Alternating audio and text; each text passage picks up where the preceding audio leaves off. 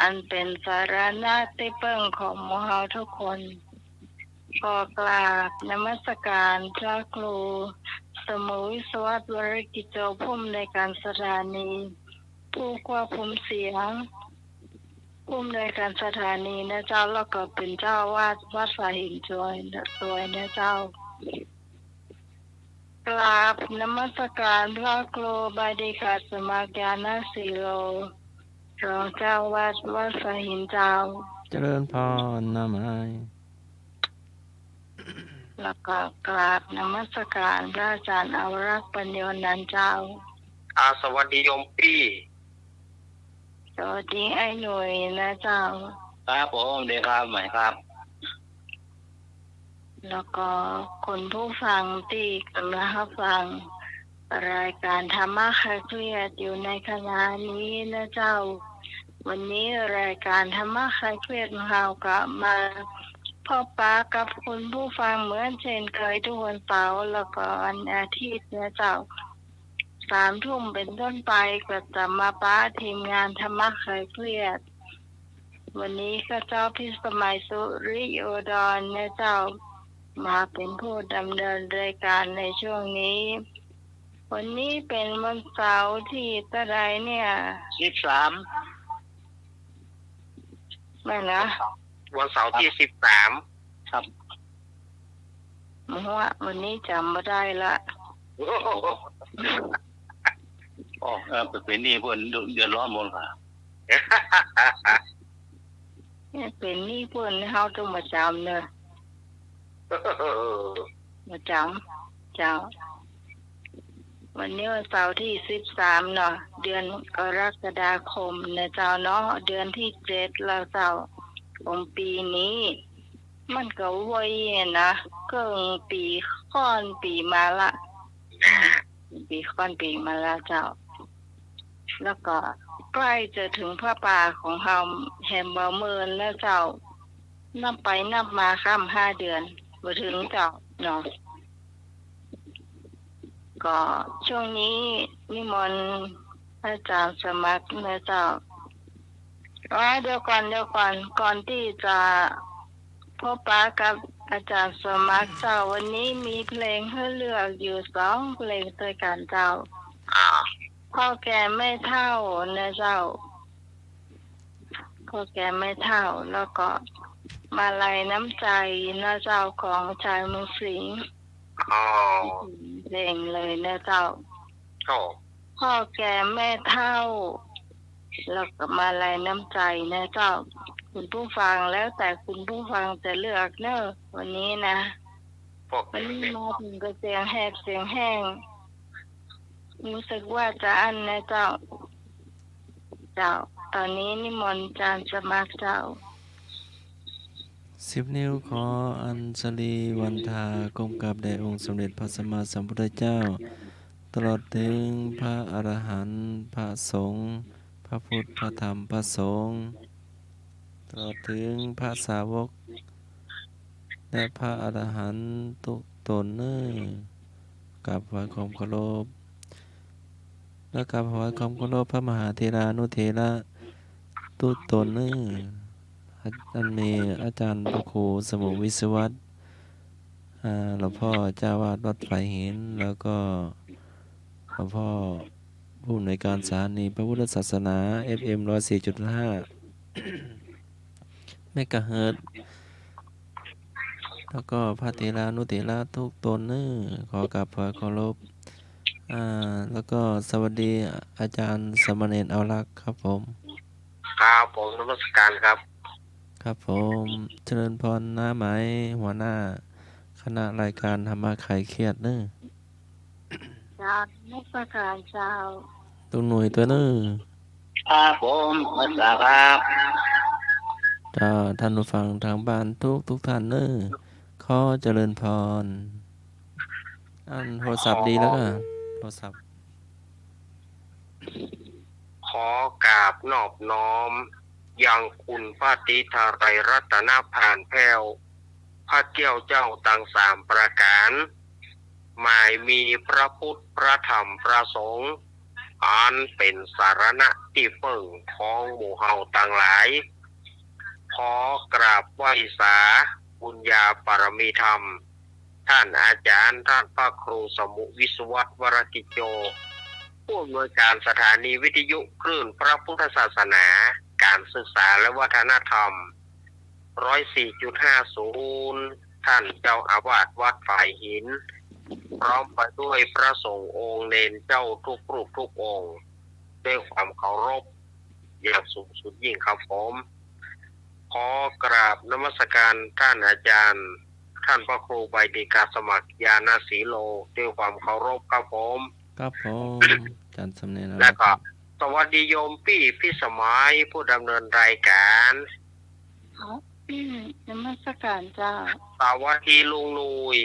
ครับโอ้มาตรการครับอาจารย์ครับ แล้วก็เจริญปอนคณะสถาญาติโยมสถาสาธุชนคนดีเฮาทุกท่านปิกมาแล้วเนอะหลังจากที่หายไป1 สัปดาห์เพราะว่าวันอาทิตย์ที่แล้ว ท่านอาจารย์วรชัยชยานันโทรายการธรรมะจากยอดดอยเปิ้นบ่ได้มาจากอาตมาที่แรกก็ยังโมเตื้อเรือทำ3 นาทีจะ2 ทุ่มเจนจะโทรมาบอกว่าบ่มีอันวันนี้ท่านอาจารย์วรชัยบ่มาเอาละวนเวอร์ก็เลยได้โทรเข้าหาท่านอาจารย์สมมาว่าผมติดธุระทางนี้เนอะเอาทางใดก็บ่ได้เนาะวันนั้นกับอาตมาภาพกับเพลียตัวเพลียคือทำบุญ100 วันให้โยมแม่วันนั้นนะวุ่นวายก็เลยบ่ได้มาปะกับสถาญาติโยมตอนนี้กลับมาแล้วเนอะมาปะกันวันนี้เป็นวันพระวันศีลเนอะเดือน10เหลือเดือน8ใต้ออกมานี่8ค่ำวันนี้แล้วก็วันพระหน้าวันเสาร์หน้าก็จะเป็นวันอาสาฬหบูชาแล้วก็วันอาทิตย์ก็จะเป็นวันเข้าพรรษาสถาญาติโยมก็เกียมตัวกันนั่นเนอะว่าจะไปทำบุญที่ไหนไปตานเตียนหล่อเตียนตานเตียนที่ไหนก็อนุโมทนาบุญตัวแล้วก็แต่ก็จะไปลืมพระป่า104ของเฮาพระป่าธรรมะคลายเครียดของเฮาเนาะจะไปลืมกันเนอะสถาญาติโยมฉะนั้นก็ไปร่วมกินร่วมทานกันพอดมันใกล้มาก็จึงได้ไปร่วมไปหามกันไผที่บ่ได้ไปร่วมไปหามกันก็เพื่อก็อาจจะมีการถ่ายทอดเสียงก็ได้เนาะญาติโยมก็ถ้าฟังรายการธรรมะคลายเครียดไปเรื่อยๆเนาะสำหรับพระป่าของเราเอาละอาตมาภาพคงจะยุติก่อนขอเชิญลุงหนุ่ยได้ทักทายศรัทธาญาติโยมคุณผู้ฟังเนาะเจอในนั้นครับผมขอกราบนอบน้อมพระเถรานุเถระ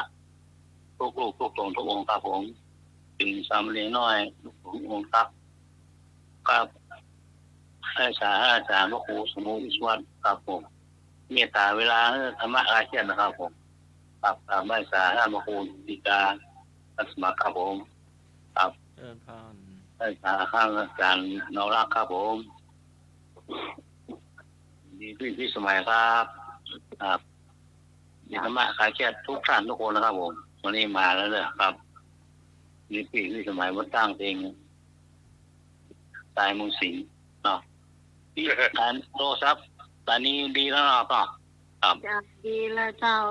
ดีแล้วเนาะ053226058เจ้าเจอเลยครับมา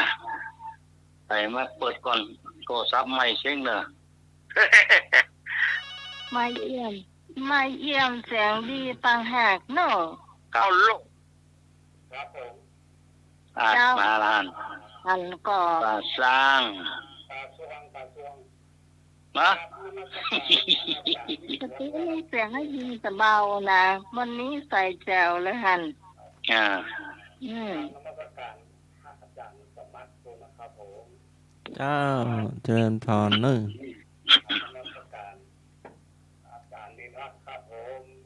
สวัสดีไอ้พงษ์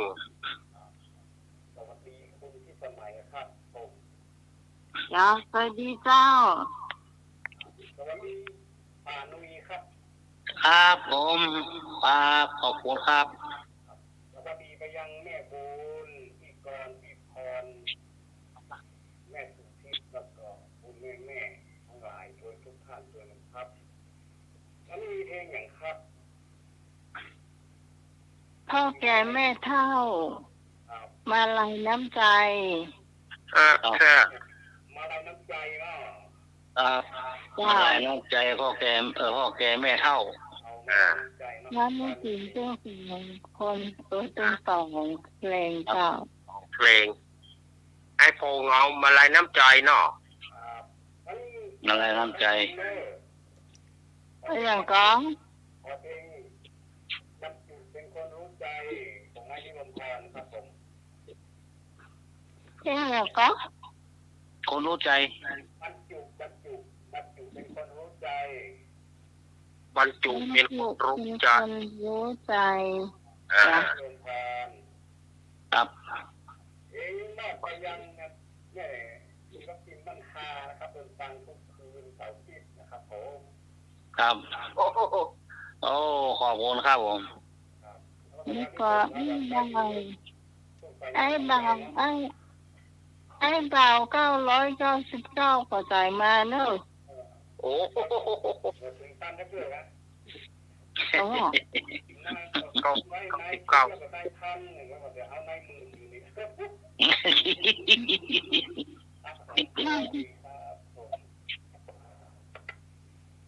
ไอ้มาสายแรกบ้านแซม อะไรเนอะป่าซางโอ้เขายาวมา ไป ยาวมา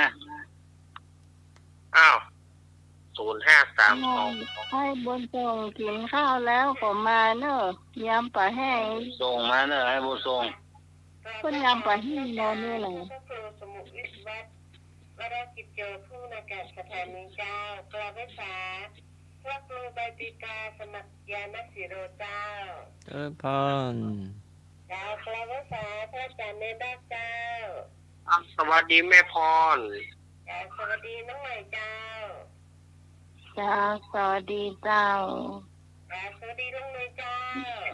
ครับผมเลขาพรครับ มาแล้วก็เศร้า เจ้าสวัสดีแม่บุญสวัสดีพี่กรสวัสดีแพงเจ้าสวัสดีแม่สุพิษเจ้า ครับ สวัสดีแม่ ไม่มี ประชาตัวนะเจ้าคนฟังอยู่เจ้า ครับ สวัสดีธรรมะใครเครียดทุกท่านนะเจ้า ครับผม เลือกถ้าแก่ไม่เท่าเจ้า ครับ แม่เท่า ไม่เท่าหรอก กันแล้ว1 ต่อ 1 1 เข้าเราเจ้า มาไล่คอครับเสียงโอเคไม่เท่า จะบอกให้เนนให้หูไว้โทรศัพท์วัดบดีนะพี่บอกให้หนูนับไปมานับเข้าได้สักอย่าง เจ้า ไปที่การสมัครยันสีโลครับผม เจริญพร โอ้มาแล้วพะเยา ครับเวสาจำเน้นเอาละบรรจุนั้นครับผมอ้าวสวัสดีไอเอกสวัสดีคุณพิสมัยสุนีโจดอนตันหัวหน้าคณะไก่เกียรติครับผม วันนี้ไม่กี่เทคเจ้าผมกำลังอาบน้ำได้ออกเดินนี่ วันนี้ ลุงหนุ่ยบ้านหนองพ่อด้วยครับผม ครับผมครับดีครับเอครับ นั่นยังพ่อ อันนี้พ่อแกไม่เท่าแล้วก็มาลายน้ำใจชายบนส่งเจ้า สวัสดีอีฟอน อ๋อผมเต็มเลยเข้ากันเลยลูก พ่อแกไม่เท่าเนาะ โอ้กัดไปแห้งอยู่ ก้าวไปให้ลำก่อนย่ำไปให้ คนเก่ กิ ง นเนื้อยับไปแห้ง เจ้าขอบคุณเจ้า ครับผม เจ้าเดี๋ยวก็มาขอเนาะเจ้า เสียงตะปูนเนอะ ครับ สีผมหน่อยผมเสียงรอด้วยเนอะ ครับ แล้วก็แม่บุญแม่นวลแล้วก็ทำมาไอ้แก่ทุกเสียงทุกสายไม่ได้ชื่อจัดกระผมไอ้เอกก้อนพะเยาครับผม ครับ ไอ้เอาเพลงหยัง ก็ลืมไปแล้วอะไรน้ำใจอะไรน้ำใจ ที่แม่เท่ากับมาลายน้ำใจเอามาลายน้ำใจ ก็แก่แม่เท่ากับอะไรน้ำใจ โอ้ตะ ไอ้บุ กี้ ญเก่งไอ้บุญเก่งพวกนั้นเอาเท่าแก่แม่เท่าเนอะ เอาก็สองเต้าอันนี้มันเดเนี่ย สองเท่าละ สองเต้าแล้วเนี่ย เพิ่นเล่นโทรมาตังเบอร์น้องใหม่มา เออ เอเหมือนกันเนาะ ครับแต่ดีแล้วเลยครับ อ่ะมีหน่อยอย่าตะกี้มาเสียงเข้ามาแล่ๆ 053-226-0589 053-226-058ใจได้แล้วเนอะ ตาบงต้นเปาสันซ้ายหลวงสันซ้ายสารพี เมื่อหลายวันนะจนเดือนมาหาเนาะ โอ้โหเกินเดือนเลยจ้ะ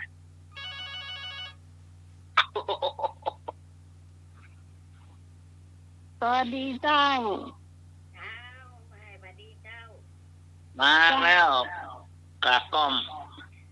เดี๋ยวไว้สาท่านจ่าเลยเด้อไว้สาท่านสมัครเลยเด้อ เจ้าแม่บุญ ไว้สาดกนี้รักตัวเจ้า สวัสดีแม่บูน สวัสดีน้องใหม่เนาะ เจ้าสวัสดีเจ้า แม่หนุ่ยตัวเด้อ ครับผมดีครับบูนครับ สวัสดีไอ้เอกตัวไอ้พงตัวเด้อไอ้นวลตัวแล้วก็ไผ่แม่สุพิษเนาะน้องกรจะหลายๆอันเลยเนาะทุกคนเลยก็แล้วกันเนาะ ไหนแม่อะไรอย่างครับ แก่แม่เท่า โอเคไม่เข้า ข้าวหลานดำและเนอะพ่อแก่แม่พ่อ เท่า เช่านาว สา มา มสองเจ้า ไม่แก่พ่อเท่า นึกมาเนอะนึกเนอะ อ่า นึกจะมีคุณถามถึงเนอะ มาสมนึกแม่ ต่อ ไอ้ ให้ บุญเก่ง ถึงสองฟัง ให้ลูกมาร่วมงานพระป่าสามัคคีหรอ อ่า อืม แฟนฟัง มาแล้วเบาไม่ลิม เพลงยัง เพลงที่เพราะที่สุดคือพ่ออุ้ยแม่อุ้ยครับนะครับนมัสการครับ โอ้โห ที่ ดีละ ลายตัวได้เตัวเดียวนะ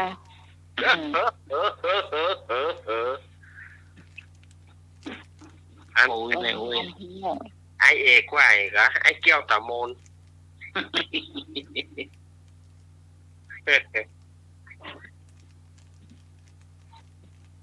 อ้าว มาแถมเนอ ไม่ลิงออกมาละต้องให้เนาะ ก็มาสมบูรณ์ว่าตอนตันว่าอ้ายนั่นแหละแฟนพันธุ์แท้น่ะก็ยังบอกชื่อ ครับ อืม สวัสดีสวัสดีพี่นันเพื่อสมบูรณ์เลยนะครับ เจ้า ครับ ก็อยู่ตลอดอะหูหมดอะหูอย่างนะหูหมดอะ สวัส คน ดี ยังเคยบอกกันบอกชื่อฝ่ายเตือ อืม นมัสการก็คือใบเสร็จติกาสมัครยานาสีโลค่ะ มาแล้วต่อให้ทางใต้ เจ้าแม่ นมัสการจำในรักค่ะ สวัสดีแม่กร สวัสดีน้องใหม่จ้า เจ้าปีก่อนเจ้า สวัสดีอันหนึ่งจ้า ครับผมดีครับก่อนครับ สวัสดีแม่บุญสวัสดีน้องกรจ้าสวัสดีเอกกับแม่สุขด้วยจ้าสวัสดีแม่ซีสวัสดีแม่นวลด้วยจ้า สวัสดีธรรมะกายเคลียร์ทุกท่านค่ะพี่กรณ์ค่ะพี่กรณ์ก็เลือกเพลงพ่อแก่แม่เฒ่าจ้ะ เอาละ นำไปนั่นหนึ่ง เอา โอ้ แล้วเจ้า ค ห้า รับผ ละ มผมครับ ถ้าละกัน ครับ ประชาก็เลือกเพลงเนอ ไอ้สมนึกแกไม่ยัง พ่อแก่แม่เฒ่า สมนึกบุญทาวงศ์ แกไม่วางนะ ไม่ไหว เนี่ยถึงมากมึง วางอย่างเดียว ครับ โอ้โหพวกแกไม่เท่านำมาแล้วเนอะ5-3 สวัสดีเจ้า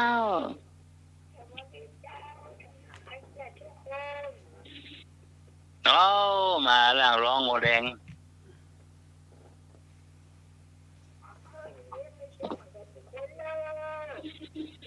ไอ้ล่ะ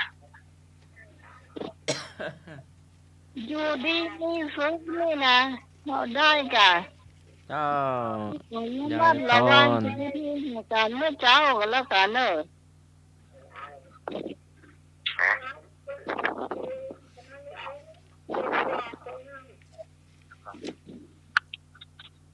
ยังเดือนนี้ว่ายังขลกขลักงาน โอ้ ยาย ยายพอเรากินนะครับพวกแกเท่าอุ้ยอะโผกละ ครับผมขอบคุณครับ ได้เลย พ่อแก่แม่เฒ่า โอ้ยังดีว่าจะไปคอโหหากันเมื่อเจ้าโทมได้ยมรายการเขาปิดทันทีเจ้าโทรศัพท์โอ้โหหลับเจ้านอนบันลับเลยสี่ปลายไม่โทรหากันข้าล่าเนอะ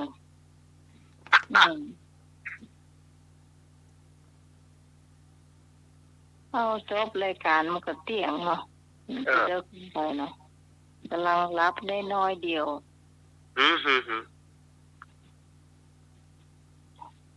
เพิ่งว่าขายของออนไลน์ค่ะ อ้าวมีอยู่ก็ป้าปลาบงต้นเปาแม่หลวง เปาเจ้า โดนสีรูปวัดเหรอ โยงเจ้า โอ้แม่โมนเหรอ เดี๋ยวแม่มนกับมี แม่ เจ้า โมนเหรอแม่โมนเหรอแม่พรเหรอแม่พรจีรวรรณเหรอ พรเนรวันเหรอโอ้ว่าแม่เนี่ยสารพีอ่ะ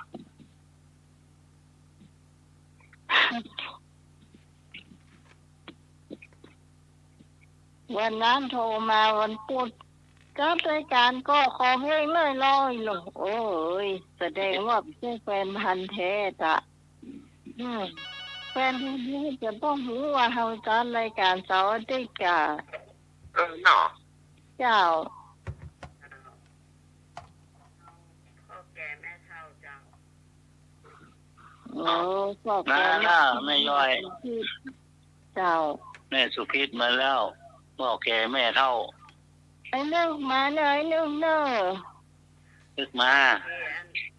ท่านอาจารย์สมาเจ้า เจ้าแม่ สวัสดีลูกแนนเจ้า สวัสดีแม่ ลูกแนนแม่โอนไปเงินเด้อ ขอบคุณนะแม่ สวัสดีไอ้หนุ่ยเพื่อนเจ้า ครับผมดีครับดีครับผม สวัสดีอาพงษ์เสียงรอเจ้า สวัสดีพี่พรคนงามเจ้า สวัสดีแม่บุญเจ้า สวัสดีพี่กรกมลคนเก่งเจ้า สวัสดีคนเสียงหวานมะนาวน้ำเพิงเจ้า บ่คู่แถมตั้งห้าเจ้า เนาะ รวมไปมันจะเปรี้ยวนักลำไปก้าคนมันจะปัวเจ้า ก็แม่บอกคูดเมื่อกำน้ำคู่บอกเปรี้ยวได้ยังไง อืม มันได้ผมมีบอกคูดก็มีอ่ะ เนาะ ไม่แคบ ได้นะเจ้า เจ้า ขอบคุณครับแล้วพี่อย่างอ่ะ เอาแก่แม่เท่า อ๋อแล้วแกไม่เท่าครับ โอเค ใคร ไม่เท่า ของที่ชมไม่นุยเสียงว่ารอนะเข้าใจมาเนอะ เดี๋ยวมันเนอะเอาเมื่อยได้ไป3 วันแล้วนะ โอ้โอเคไม่เท่ามาละ7ละ โอ้ เจ้า โอ้มาแล้วไม่หลวง ตาบ้ง เออ เจ้า วันนี้เอาเพลงพ่อแก่แม่เฒ่า ครับ อ้าวมาละ ก็มาแหงเจ้าหนอกลีนี่ โอ้แหงแต่เนอ เดี๋ยวมันสมหวนนะก็ให้ฟังมาแล้ว ครับ8-3คุณครับไม่หลวง โอ้โห อะไร11 12 สายแล้วกันเนาะ 8-3 11 สายมาเห็นสัก1 สายเหรอใครเลิกสายได้ไหม โอ้ยเนาะ มีหน่อยสมนึก ผมเลิกที่จะได้นี่ มันพอโรยอะเนาะเพราะว่าจะ มาแล้วเอราวัณ พ่อแก่แม่เฒ่าเนอะ เก่า 9 สายละ วัด ที่ไหน แต่ฟังเพลงหนึ่งเดียวคือแม่เอ้ยเนอะ เจ้าถ้าทำเนาะเจ้า ครับ ถ้า ขอบคุณ ทำ ครับผม ให้น้องก่อนวันนี้จะขอฟังเพลงที่บันทึกเอาไว้ที่มีเสียงของหนูโดยมีเสียงของใหม่โดยเสียงห้อง4 คนเสียงห้อง3 คนนี่นะยังไม่ได้ฟังสักคำแต่วันนั้นฝนตกฟ้าห้องได้ฟังสักคำเดียว เวอร์ชันแรกกับเวอร์ชัน2เนาะ เจ้า เวอร์ชันแรกเดือนมิถุนายนเวอร์ชัน2นี่กรกฎาคม เห็นว่าเอาของห่างกันมากี่วันนี่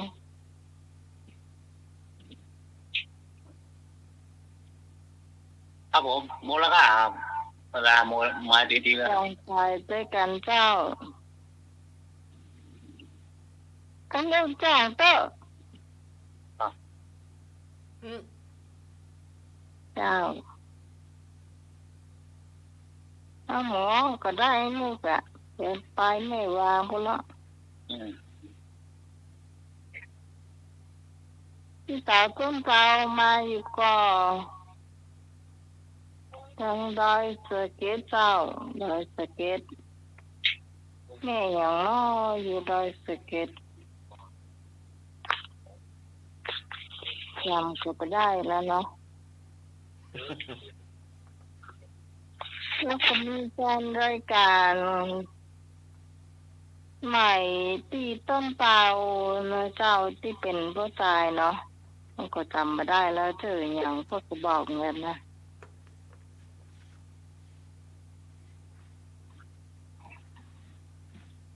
เอาแล้วเจ้าพ่อแกไม่เท่านำเจ้าเข้าใส่ด้วยกันเนอะ เข้าสาย แล้วก็ติดตามด้วยมาลัยน้ำใจเนี่ยเจ้าพระอาจารย์เจ้า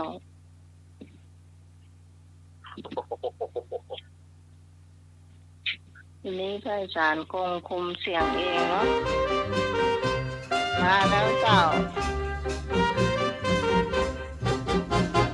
พี่มองหน้าน้องจ๋าน้ำตาพี่ไหลก่อนพี่เคยเห็นน้องเนื้อทองเจ้าเคยหวานไทยพี่มองดูโฉม ไม่ โอ้ควันใจอยู่ไหนเล่านาพี่มองหน้าไม่เจอแม่นาง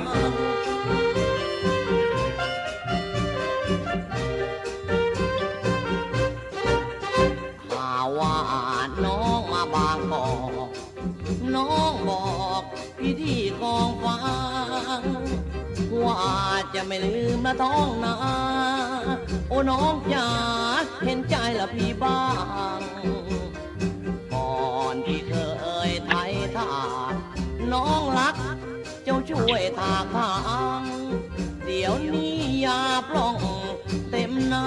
โอ้น้องจ๋าช่างไม่เหลียวแลบ้างทิ้งให้ท้องนาตกเป็นป่าร้างโอ้น้องนางใครจะทางทำนา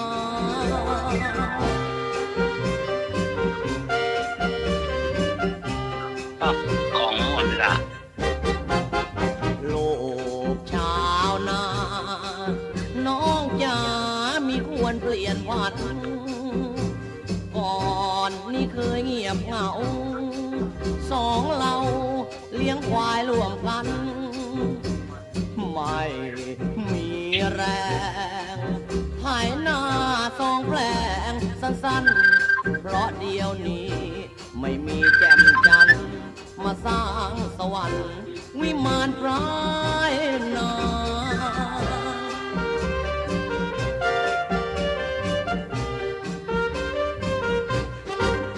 ส่วนพ่อ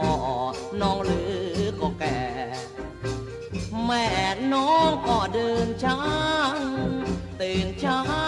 พ่อเจ้าก็ยุ่งแกก็มุ่งจูงควายสู่นาแม่น้องยังมาส่งข่าวทุกเช้าแสนเหนื่อยเมื่อยล้าพี่เห็นแล้วให้สงสาร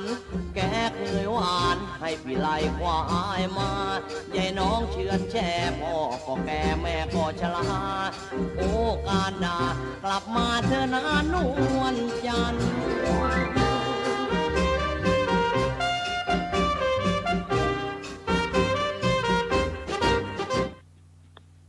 โอ้โหบอกแก่แม่เท่าหนอกเท่าแล้ว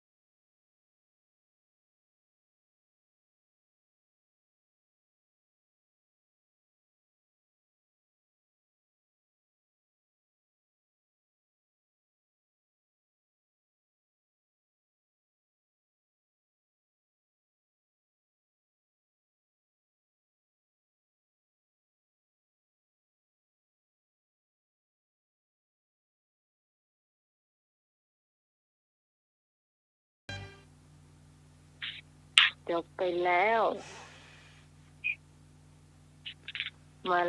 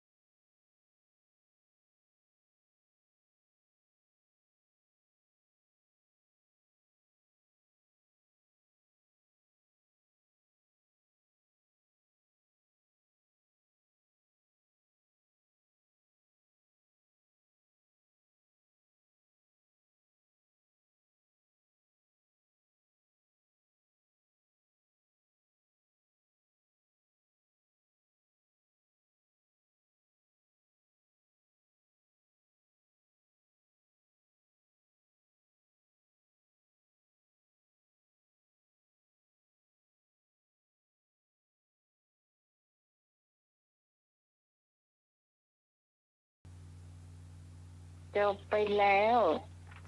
อืม 15หยก16ยนยนต์ทรายดวงใจเมืองสิงห์ ชัยเมืองสิงห์แล้วก็ดวงใจเมืองสิงห์สองสามีภรรยาเพิ่น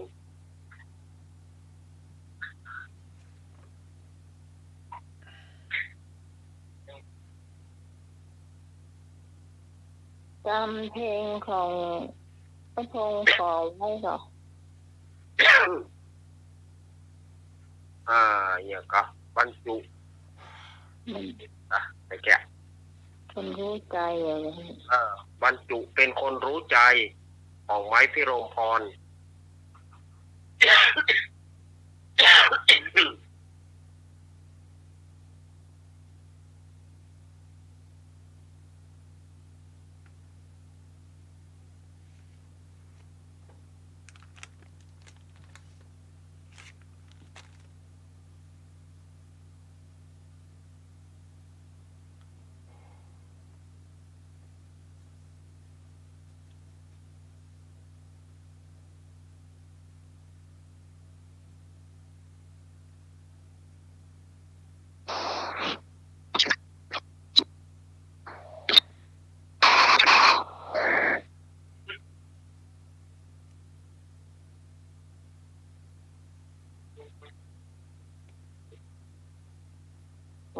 ขณะนี้คุณผู้ฟังกำลังฟังรายการธรรมะใครเครียดอยู่นะเจ้า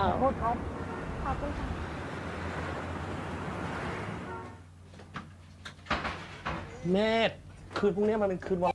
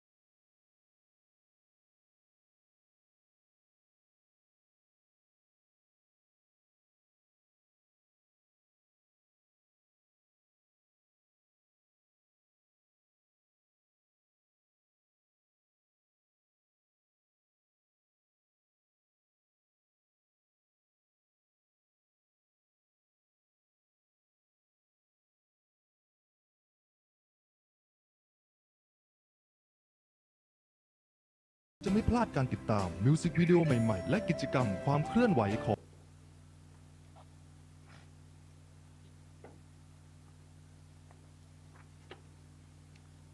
คนรู้ใจไหมพิรมพร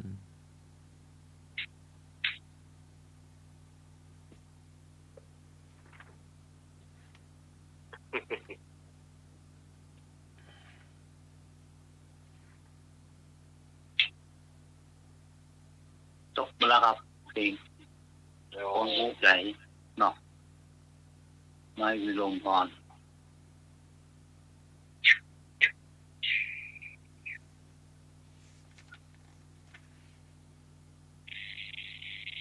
ชาติบ้านนะครับ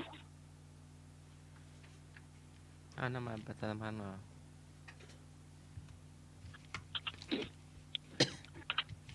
ไปไหนแล้ววันนี้ก็มีบวชถวายบวชเฉลิมพระเกียรติเนาะพระพรชัยมงคลแด่พระบาทสมเด็จพระเจ้าอยู่หัวเนื่องในวันเฉลิมพระชนมพรรษา6 รอบ 28 กรกฎาคม 2567 เนาะที่วัดลำเปิงตะโพธารามเนาะแล้วก็มีอบรม พระรุ่นใหม่เนาะพระสงฆ์รุ่นใหม่ณวัดพระธาตุดอยสะเก็ดเนาะ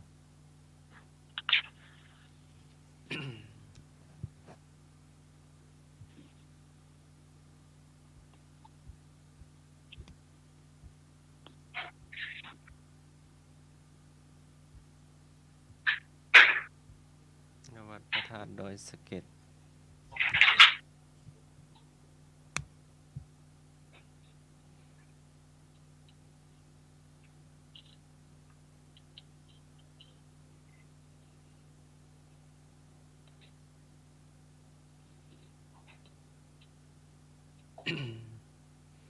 จังหวัดเชียงใหม่จัดพิธีปลงผมนาคผู้เข้าร่วมโครงการบรรพชาอุปสมบทเฉลิมพระเกียรติพระบาทสมเด็จพระเจ้าอยู่หัวเนื่องในโอกาสมหามงคลเฉลิมพระชนมพรรษา6 รอบ 28 กรกฎาคม 2567 เนาะณวัดลำเปิงตะโพธาราม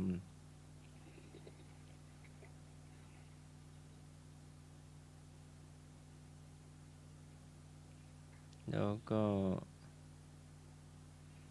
มีอบรมค่ายเยาวชนสร้างชาติค่ายเยาวชนสร้างชาติเนาะณวัดพระธาตุดอยสะเก็ดเนาะในวันเสาร์ที่ 13 กรกฎาคมเนาะเวลา 9 นาฬิกาถึง 16 นาฬิกาณอาคารหอประชุมวัดพระธาตุดอยสะเก็ดอำเภอดอยสะเก็ดเนาะจังหวัดเชียงใหม่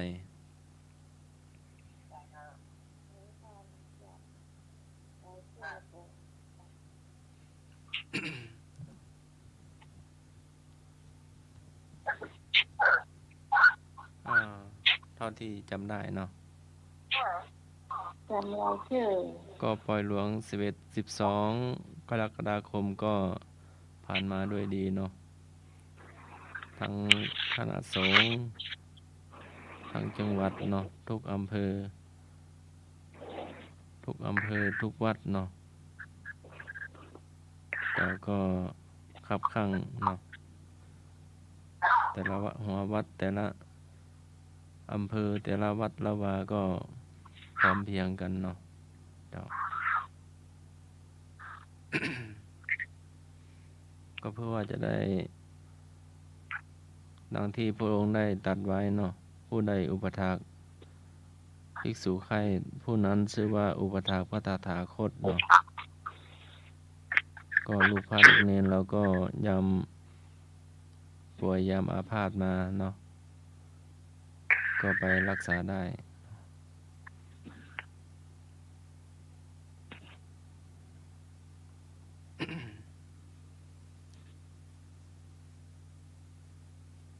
เจ้าน้ำหมายมีอะไรเพิ่มเติมไหม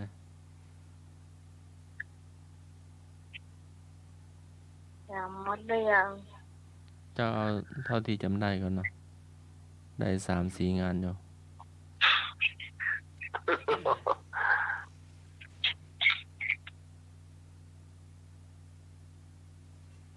ก็เห็นว่า หมดแล้ว พี่ตะวันพรุ่งนี้ก็ว่าจะไป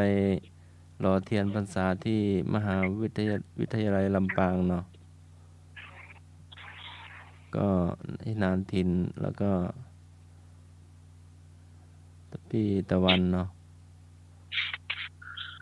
จะเดินทางไปร่วมรอเทียนพรรษาเนาะ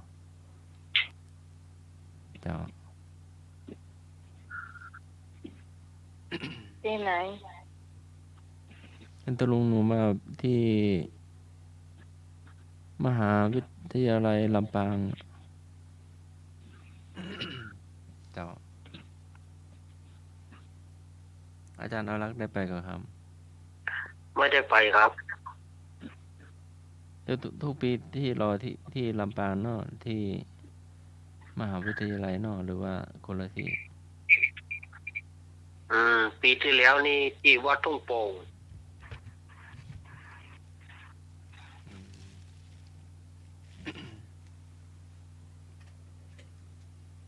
เจ้าช่วงต่อไปนี้เราก็ขอประชาสัมพันธ์งานพระป่าสามัคคีของเรานะเจ้าที่จะมาถึงในวันที่12วันอาทิตย์นะเจ้าที่12เดือนมกราคม2568นะเจ้าตรงกับวันอาทิตย์นะเจ้ากำหนดการเวลา9 โมงนะเจ้าเราก็จะเริ่มมีการตอบปัญหาพุทธประวัตินะเจ้าธรรมะอันอย่างแล้วก็ทายปัญหาเพลงนะเจ้าคนผู้ฟังทางบ้านก็สามารถทายได้นะเจ้าข้อละ3 คะแนนนะเจ้าแล้วก็11 โมงก็จะเป็นการถวายเพลแด่พระสงฆ์ทั้งหมดนะเจ้าช่วงบ่ายโมงเราก็จะมีการถวายพระป่าที่ได้ทั้งหมดนะเจ้าหลังจากนั้นก็จะเป็นการจับของขวัญที่เราจะมาแลกกันนะเจ้า200 บาทเป็นต้นไปนะเจ้าต่อไปนี้เจ้าที่พรอ่านรายชื่อที่คุณผู้ฟัง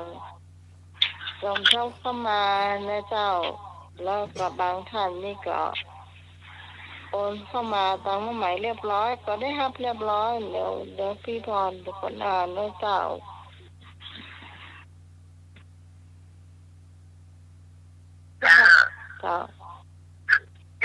เจ้ารายชื่อผู้บริจาคเนาะที่ทำมาหอมพบกันเนาะเริ่มต้นกับน้องไหมยอด500ค่าอาหาร500เจ้าลุงนุยยอด500อาหาร500เจ้าถ้าจางสมัครยอด500อาหาร500เจ้าพี่กรกมลยอด500อาหาร500เจ้าพี่พรยอด500อาหาร500เจ้าแม่สุพิษยอด200อาหาร200เจ้าแม่จันทารวมกันลดเป็น1,600เนาะเจ้าโอนมาตังน้องใหม่เรียบร้อยแล้วเจ้าเรียบร้อยนะครับเรียบร้อยนะเจ้าสำหรับแม่จันทานี่แยกเป็น2อย่างเนาะยอดปัจจัย1,300เจ้าอาหาร300นะเจ้าน้องใหม่โพสต์มาเรียบร้อยแล้วเนาะแล้วก็แยกเป็นสัดเป็นส่วนแล้วสำหรับของไอ้หนุ่ยนะเจ้ากับน้องไหมก็แยกเป็นอาหาร500อันนี้แยกไว้เรียบร้อยเนาะเอาไปกรอกของแม่จันทราไว้เรียบร้อยละคือค่าอาหารประเดี๋ยวนี้ก็คือ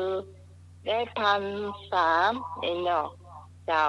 แต่ว่ายอดของน้องใหม่นี่จะต้องไปเก็บกับไอ้หนุ่ยบนนาเจ้าเพราะว่าแค่ค้านโอนไปโอนมานะเจ้าเนาะโอนไปโอนมาเจ้าและไอ้โฟกะยอด300อาหาร200เจ้าไอ้พวกไม่ตรงยอด500อาหารเพิ่ม500นะเจ้าก็ถ้าใครจะเพิ่มเติมก็ทยอยกันมาเนาะถึงว่าปีเพื่อนละเจ้าก็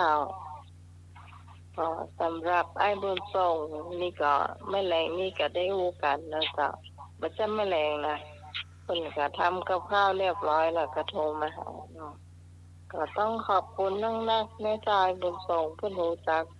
คนที่อยู่ปลอดภัยนี่ก็น้องใหม่ก็หูจักก็แล้วเชียวเนาะอยู่ใต้ตำตอนะเจ้าเนาะไปมากับประเทศไทยที่ไหนเจ้า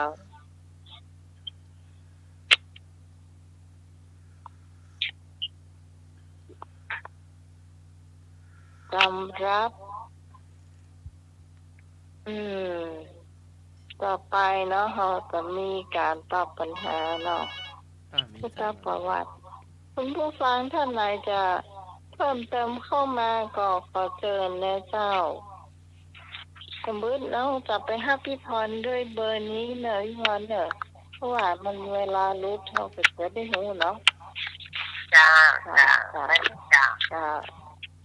เดี๋ยวน้องวางก่อนนะจ้าเดี๋ยวน้องวาง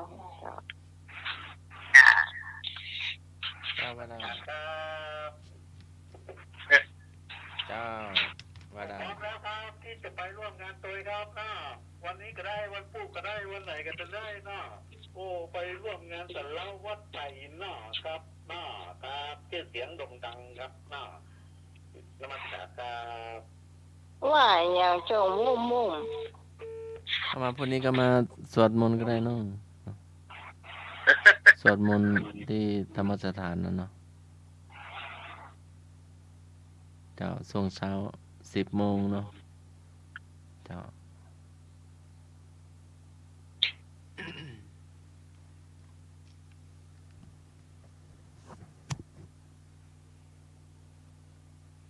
แล้วก็มีแหมงานเนาะโครงการฝึกอบรมพระนักเทศน์หนเหนือรุ่นที่20ณวัดสนดอกพระอารามหลวงตำบลสุเทพอำเภอเมืองจังหวัดเชียงใหม่ระหว่างวันที่8ถึงวันที่17กรกฎาคม2567ในความอุปถัมภ์ของสำนักงานพระพุทธศาสนาแห่งชาติเนาะเจ้า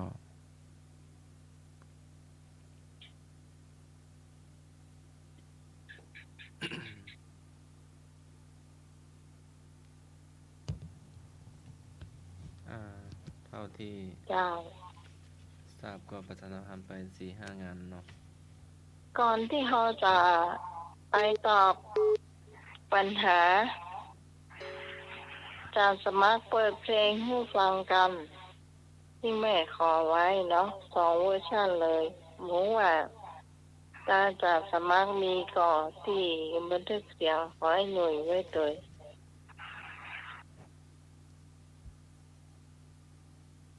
เดี๋ยวหาก่อนเนาะหาน้องที่ส่งให้เนาะตั้งแต่งมานี่แม่ยังไม่ได้ฟังสักคำเดียวเลย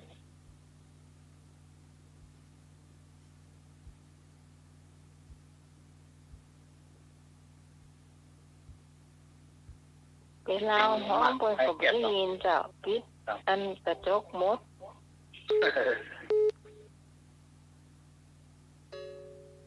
น่าเกลียดโอ้ไปนึงเนาะอาจารย์เอาลักสายหลุดไป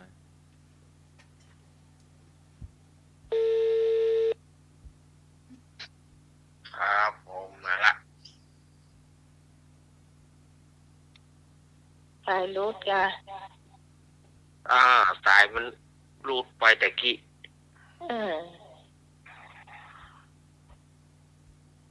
สายรุดของพี่พรก็รุดบ่อยเจ้าจะชุมตายกันรุดบ่อยที่เที่ยวผมมาให้หูเนาะ ครับ หูเพราะว่าอย่างถ้าอยู่กันหลายคนนี่จะมาหูนะเช่นใดเจ้าของเบอร์ม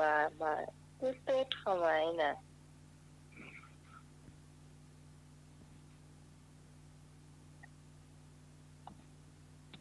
เอาว่าการสมัครเปิดได้ว่ะ หานักร้องอยู่ หานักร้องอยู่ว่าไปก่อน หานักร้องไปนักร้องมาได้อันบันทึกแผ่นเสียงค่ะเขามีที่ส่งให้ตากวงกับ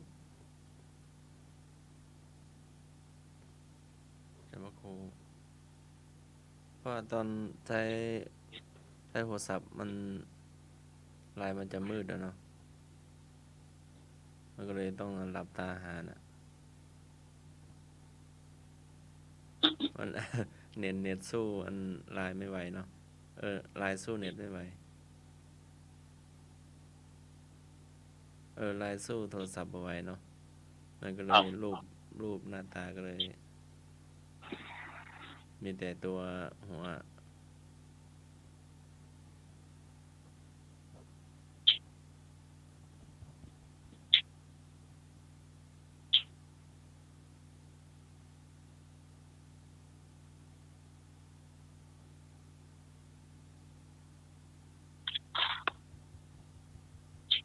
วันนั้นเปิดได้กะ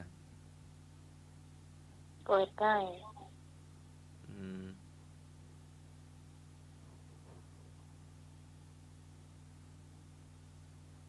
เราสอบเป็นธรรมะอาเซียนครับผม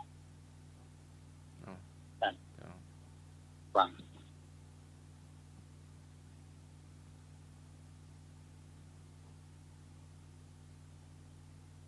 รอบแรกนั่นอาจารย์เป็นคนบันทึกเอาไว้ที่มีเสียงเลยดูก่อนรอบที่สองนี่เขาก็อาจารย์ก็บันทึกเอาไว้เหมือนกันกับ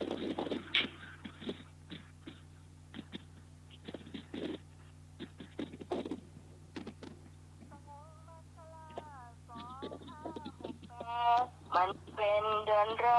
กของปีงานประเพณีที่ทำกันไว้ยังจำได้ไหมทอดผ้าป่าสามัคคีบอกกล่าวเพื่อนพ้องพี่น้องเอาคุณลุงคุณป้าอยากสร้างบารมีจงช่วยเกื้อกูลสนับสนุนเราหน่อยละ100 200 300ก็ยังดีงานประจำปีที่เคยทำไว้ป้าป่านั้นให้เราทอดถวายเดือนนี้บอกกล่าวเพื่อนพ้องพี่น้องหญิงชายเป็นแฟนทั้งหลายที่ฟังตื่นนี้มาช่วยต่อเติมบุญสมทบศาสนาจะได้อยู่ครบถึง5,000 ปีให้เราไม่เคยหลอกเราจะบอกคุณผ่านคลื่นนี้ถ้ามีจิตไม่ตรีสิ้นปีขอให้คงสมทบมาจบไปแล้วเจ้า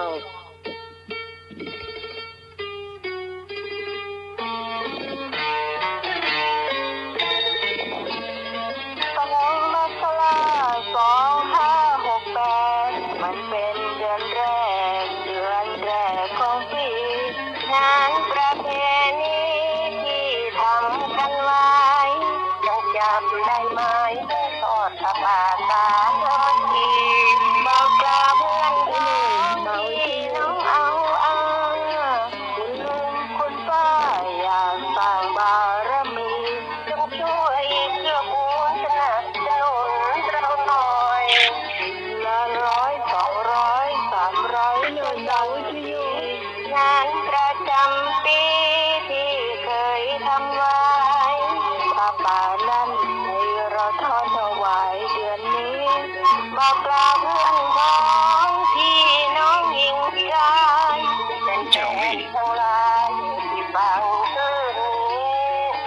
ช่วยต่อเติมบุญสมทบศาสนาจะได้อยู่ครบถึง5,000 ปีให้เราไม่เคยหลอกเราจะบอกคุณผ่านคลื่นนี้ถ้ามีจิตหมายให้เรีสิ้นปีขอให้สมเพิ่มมาเสียงไอ้หนุ่ยเสียงพี่เสียงพี่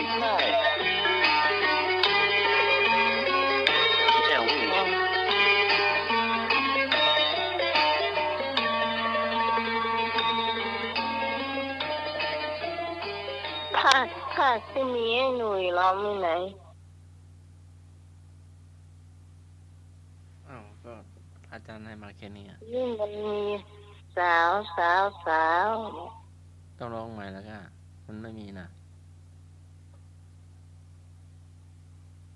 นี่ทำบันทึกเสียงแค่3 คนนะเจ้า ก็ไม่เห็นมีลุงหน่วย แต่ตอนแรกๆเห็น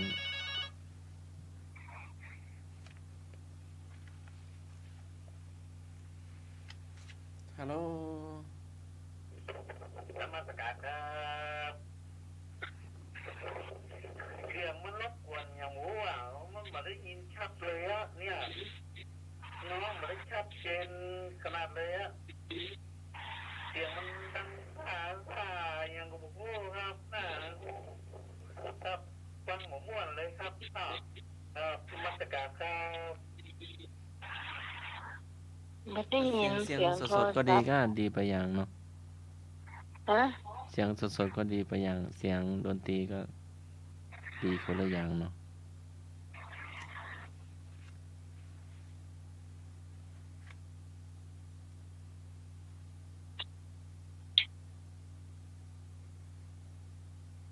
ก็ลองใหม่ก็ได้หรอกถ้าลุงรวยหามาเจอ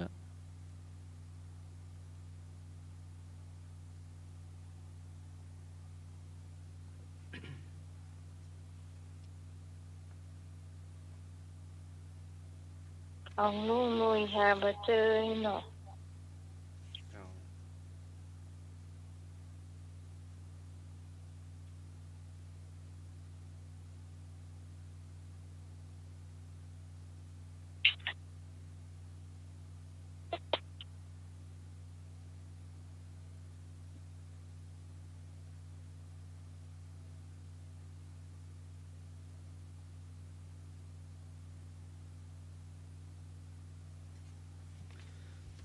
คำถามพุทธประวัติ ปัญหาว่า โลกคือหมู่สัตว์ อันอะไรปิดบังไว้ จึงหลงดุจอยู่ในที่มืด ดังนี้ถามว่าใครเป็นผู้ถาม ได้รับพยากรณ์ว่าอย่างไร ก็พระอัญญาโกณฑัญญะ ขอพระมหากัสสปะเถระ ขอพระลาทะเถระก็งอพระอุบลวันนาเถรี จอพระธรรมทินนาเถรีหอนกฮูกพระหอนกฮูกอสิตมานพ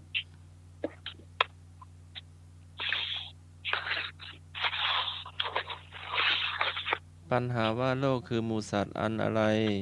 ปิดบังไว้ จึงหลงดุจอยู่ในที่มืดดังนี้ใครเป็นผู้ถาม ตั้งแต่กอไก่ถึงฮอนกฮูกเนาะที่ได้กล่าวชื่อมาตะกี้เนาะท่านใดเป็นผู้ถามเนาะ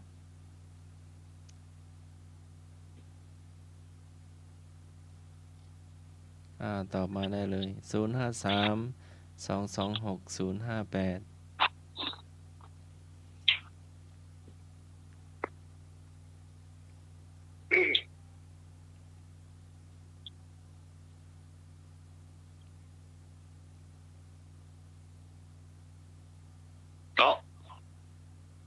โอ้เป็นอะไรหมด ลุงนุ้ยตอบ ได้เลย เอา กอไก่กงก งูเอากอไก่เนาะ ครับ ไม่บอกอีกรอบนึงค่ะกอไก่กอไข่เนี่ยค่ะ ก็ไก่พระอัญญาโกณทัญญะเทระขอไข่พระมหากัสสปะเทระขอควายพระราธาเทระงองูพระอุบลวันเทรีจอจานพระธรรมทินนาเทรีหอนฮูกตาโตอาชิตะมานพ แล้วก็แล้วก็กอไข่จ้ะ ปัญหาว่าโลกคือหมูสัตว์อันอะไรบางไว้ จึงหลง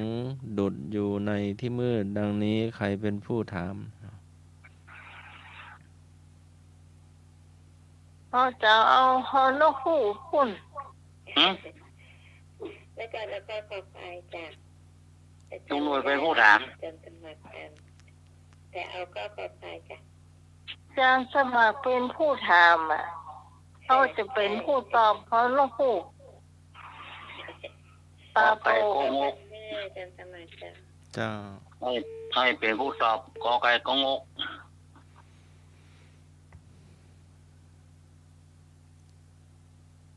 อาจารย์เอาละก็ตอบได้เด้อครับ แล้วก็เอากอไข่ เติมได้เด้อ พระมหากัสสปะเจ้า เพิ่มเติมได้เด้อตอบได้ ตอนขอไข่จะเอาล่ารู้แล้วก็ ยัง อยู่เนาะครับ ครับ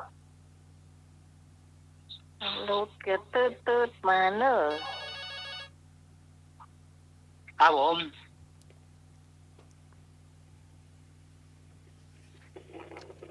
ฮัลโหลเจริญพร นมัสการครับ อ้าวตอบได้เลยอ้าย เสียงโทรศัพท์แต่ไก่ล้ำไป อุบลวรรณาเถรีครับเนาะอุบลวรรณาเถรีครับเนาะกับนมัสการครับ เสียงโทรศัพท์บอกค่อยออกเลย จะเร่งสุดแล้วนะ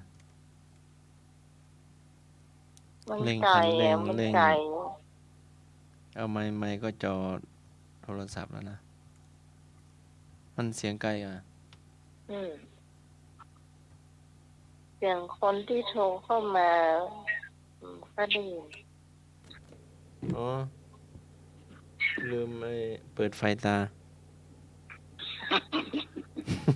มันเร่งหมดแล้วลืมเปิดไฟอ่ะ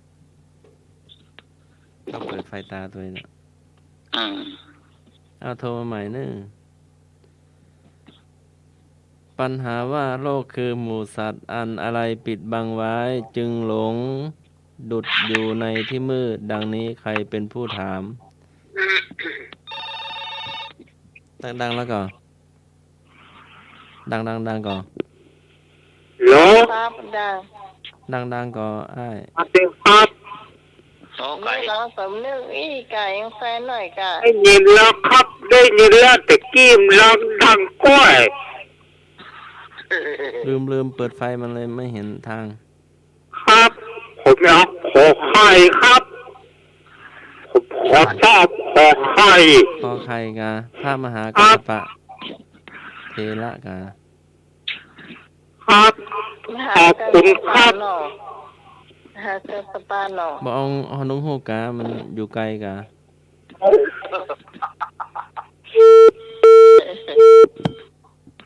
อาชิตามานพนี่เป็นตู้เจ้าหรือว่าพระน้อยอาจารย์อะไรครับ ฮะ อาชิตามานพเป็นตู้เจ้าหรือว่าเป็นพระน้อยหรือว่าเป็นละอ่อน ที่ตามมานพ เจ้า ผมเคยเป็นคนหนุ่มอ่ะ เป็นคนหนุ่ม ที่ชื่อว่ามานพก็คือคนหนุ่มอ่ะ อ๋อคนหนุ่ม เจ้า เจ้าที่จะน้องไหม ไม่นวล เจ้าไหว้สาท่านสมมาพระอาจารย์แล้วก็พระอาจารย์แนะนำนะคะ สวัสดีแม่นวล ดีธรรมะใครเชื่อทุกคนเลยเนาะ เจ้า ครับผมนะครับ เจ้า เป็นอันตะกอไก่ดาวนะจ๊ะ เจ้าเนอก อไก่กงก ครับ ก็ไก่ กอไก่โกง ครับ เจ้า เจ้า เจ้าขอบคุณเจ้า ครับผม อันสมากบุคคลถามอันนวลบุคคลตอบ โอ้เบาโทรมาเบาวิทยุน้อยหนึ่งนะ ฮัล เจ้า โหล ครับ เบาๆหน่อยเนอะ นมัสการครับผมเอาอันเนี่ยคำตอบสุดท้ายเนี่ยคืออุบลวรรณานะครับเทวีครับเนาะนมัสการครับ บัวโดนนานี่ข้อคอควายก็ เจ้า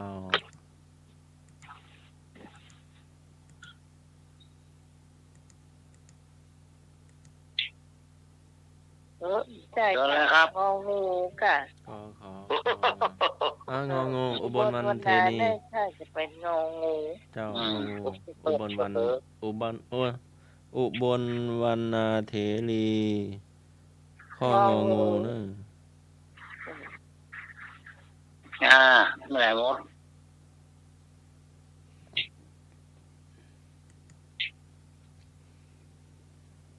ตอนก็ตอบแล้วเนาะ ครับ พี่พรก็ตอบแล้วไม่นวลก็ตอบแล้วแม่คุณพี่มาเตื้อ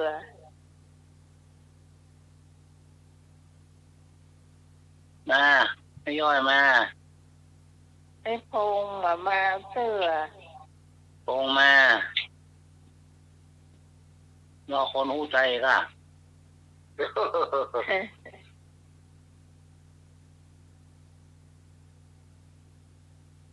ไอ้บุญส่งมา สมนึกเหรอ ผมเลือกตอบรู้ อ๋อซื้อมาเนาะ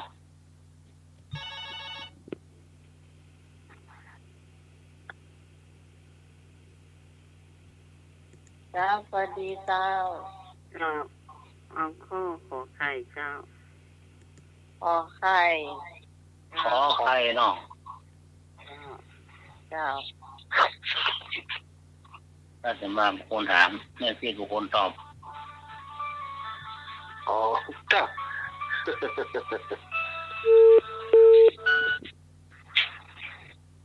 ครับผม กายพอ บอกขอจอจานเนอ อาจารย์ พอเจอแกนนี่ หน้ามงแค่เนาะจอจาน น้องยาวพอน้องหูคุณ นั่นก็เอาแม่ให้ได้กัน เอาแม่กันเนาะ แม่จอจานหน้ามงแค่ เยอะแหละก็ไก่ทอน้องหูมีหมดอ่ะ ขอไก่เนาะลูกนี่กี่ตัว 44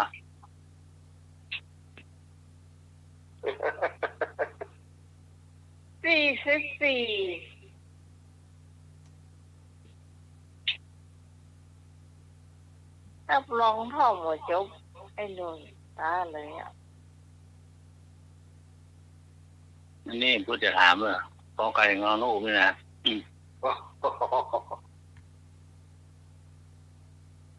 ถามก็ถามเอาก็อย่าย้อนเหมือนกันเอา มีบ้าง44ได้ถูกต้องแล้วมันมีตังในบอก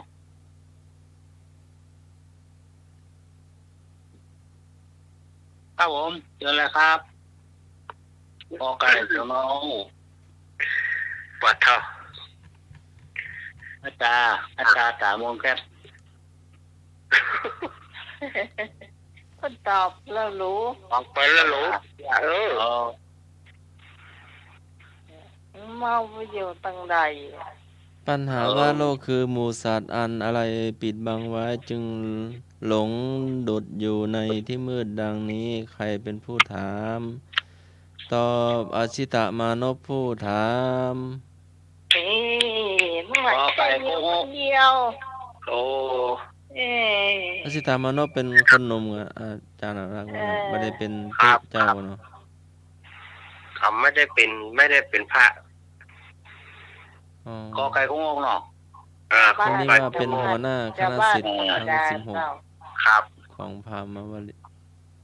ของพราหมณ์วลี มูนัดพนูหมดหรอกพ่อมาถามละมูนัดพนูหมดหรอก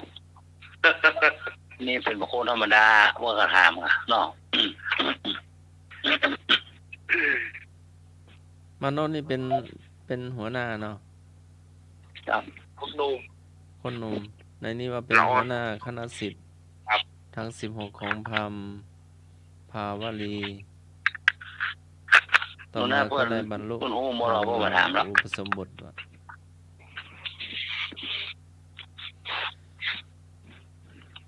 ผู้ที่ถามคืออาชิตมานพผู้ถามได้รับพยากรณ์ว่าโลกคือหมู่สัตว์อันอวิชชา คือความไม่รู้แจ้งปิดบังไว้จึงหลงดุจอยู่ในที่มืด ครับลุงรวยถูกต้องเราไปเช้าคะแน เสีย น ใจไอ้หน่วยผิด เช้าคะแนน ต้องหมายถูกอยู่คนเดียว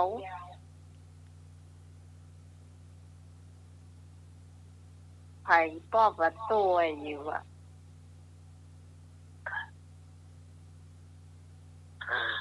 ไปทักไป ธรรมุเทศสี่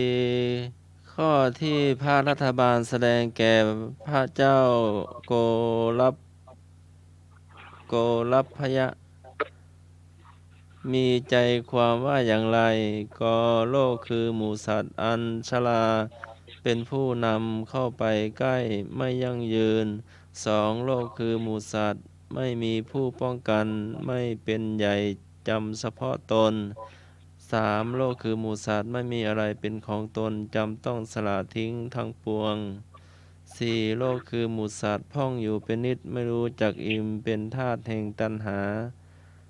ถามว่าพระรัฐบาลแสดงธรรม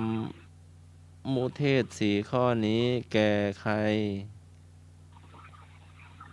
นั่นรวยคอควาย อันนี้ตอบคนเดียวเนาะที่ได้ว่ามาตะเกีย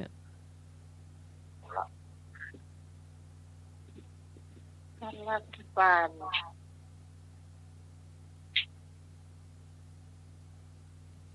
มีใช้เรื่องรายการเนี่ย เดี๋ยวหาตัวเลือกก่อนเนาะ มันยากนะ มันยากอ่ะ คุณผู้ฟังที่เปิ่นไม่ได้เรียนยาก คอควายละคอ มัน ควาย มามีข้อควายเสื้อเฉย อืม มันมีเสื้อ มันไม่ใช่ไก่นะครับนี่ เออ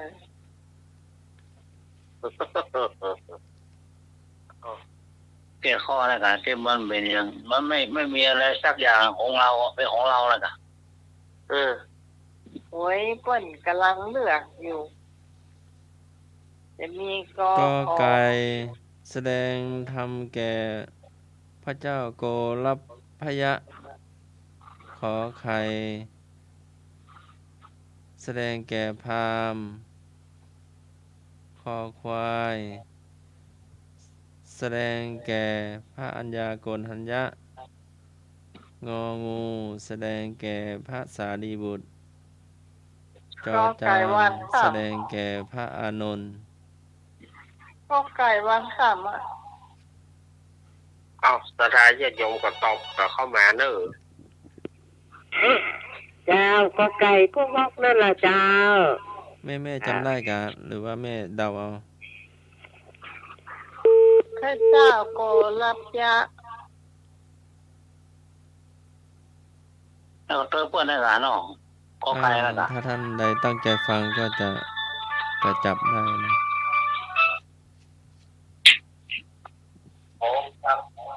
ไอ้พงว่า เอาก็ไปยังก็ไปวันข้ามนี่ เจ้า เอาก็ไป2 วันได้ครับ เอาโกไก่มาอยู่ในกลุ่มฮะเนาะ เอาก็ไปเลย เจ้า ครับผม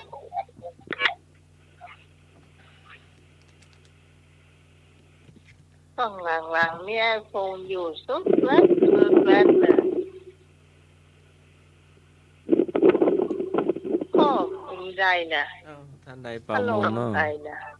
มันพายุอ่ะ เบาพัดลมเนาะ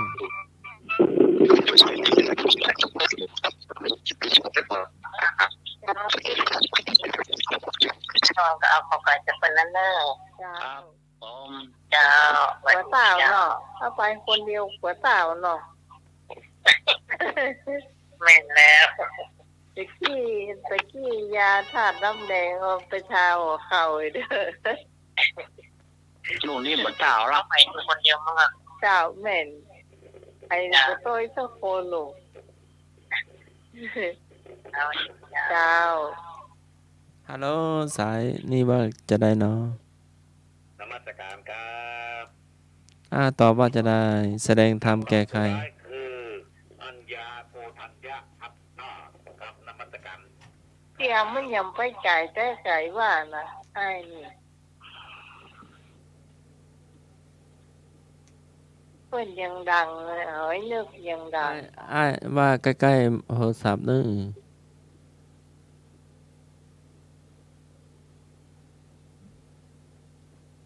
น่าสมเรื่องมาก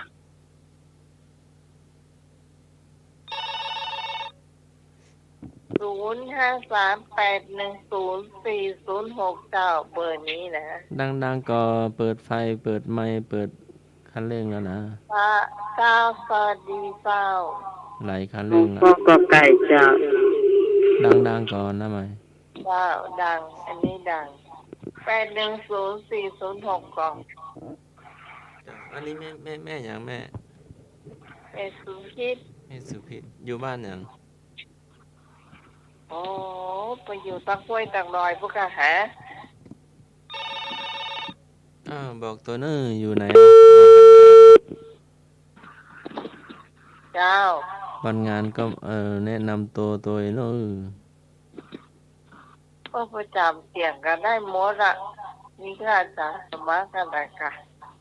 น่าหมายความจำดีเนาะ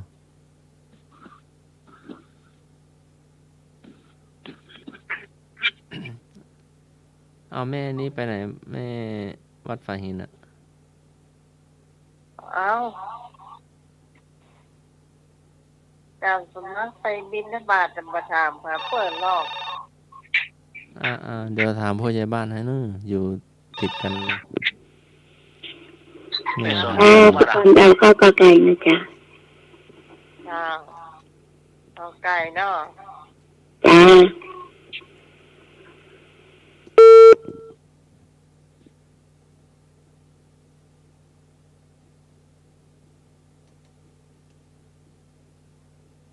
053810406เบอร์ตีโทรเข้ามาไปเดียวนี่นะที่เป็นเบอร์05322608589ที่ไอ้เนี่ยก็เป็นพันเทสโทรเข้ามาเสียงเบา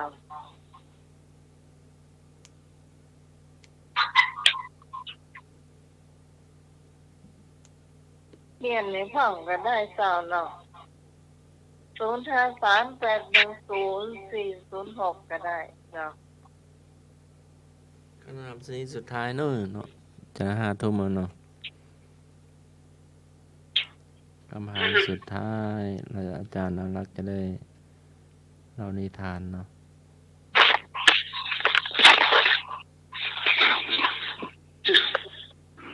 เกิดอะไรครับยกสุดท้ายคู่สุดท้าย จะได้เสลยเนาะ มันยังมามันยังมา5 ทุ่มมันจะว่าเป็นเหนื่อยกัน ธรรมเทศน์4 ข้อที่พระรัฐบาลแสดงแก่ใคร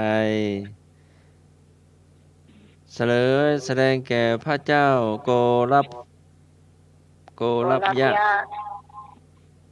โอ้ ถูกต้อง ถูกต้มไม่หนัก อาจารย์อารักษ์มีเพิ่มเติมไหมครับผม ทั้งไม่มีครับ ก็ต่อไปมันสักข้อเจ้ากำลังได้3 ข้อ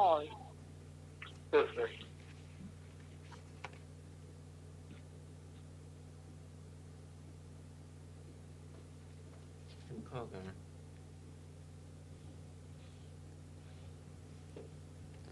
โอวาทปาติโมกข์ใจความย่อว่าอย่างไรทรงแสดงที่ไหน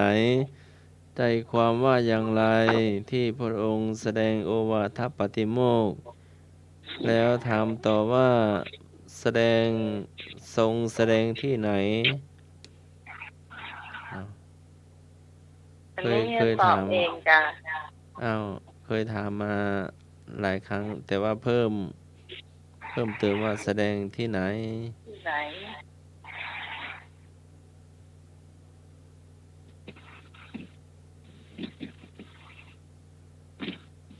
โอวาทปาติโมกข์คือหัวใจจ้าหัวใจเฉลยอันข้อให้เลือกเกี่ยวนี่มันได้มีให้ตอบเตื้อมีข้อให้เลือกเนาะหรือว่ามันยากไปกันอันนี้มันใหญ่อยู่แล้วไงเกี่ยวหัวใจเนี่ย3 ข้อมันถึงได้อยู่แล้วแหละแล้วเราแสดงที่ไหนแล้วมันยากแล้วมีหลายเวทีแล้วมีหลายวัดเดียวกันขอเขาตอบวันนี้ได้ก่อน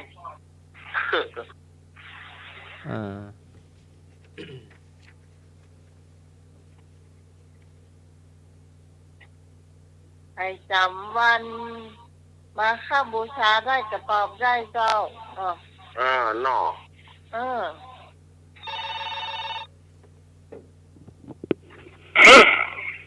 โอวาทปาติโมกข์เป็นหัวใจของนั่นน่ะมี3 ข้อเนาะเจ้ามี3คือการไม่ทำบาปทั้งปวงการทำความดีให้ถึงพร้อมและการทำจิตใจให้ผ่องใสเจ้าถูกต้องเจ้า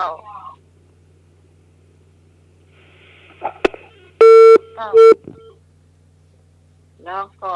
จะถามต่อว่าแสดงที่ไหนจะสมัครอันนี้ที่ความตอบถูกแล้วเนาะก็เดี๋ยวมีข้อเลือกเดี๋ยวคุณผู้ฟังก็ตอบนะเจ้ามาแสดงที่ไหนตามสมัครมาเลือกมา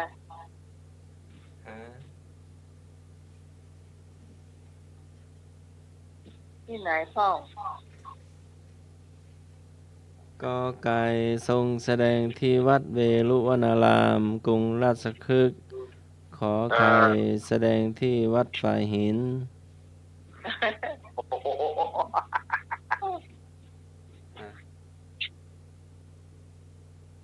ง่ายยี่นี่มันยากไปกันนี่ญาติโยมจะเอากอไก่หรือว่าขอไข่ไอ้หนูแค่ขอไก่จ้าไปขอกระตอบพ่อกอไก่ก็ว่าเพื่อกระเจ้า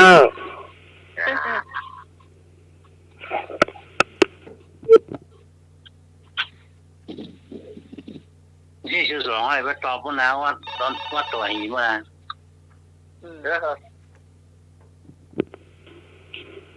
จ้าพี่ก่อน9 ข้อกอไก่ค่ะจ้าเอาละ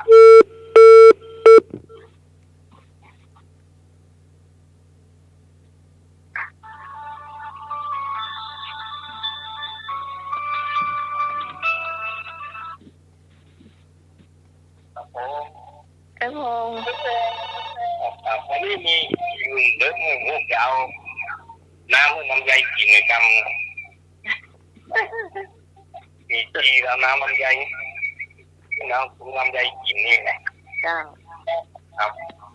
เอาไปกุ้งมกทำผมเจ้าสายนี้บ้านไหนเนาะเจริญพรเอากอไก่เจ้าแม่ยังแม่สุพีเจ้าแม่สุพีอยู่วัดยังแม่วัดสันทรายแม่ย่อยเจ้าวัดสันทรายแม่ย่อยมาเนาะวันทอดตะป่าธรรมะเจ้า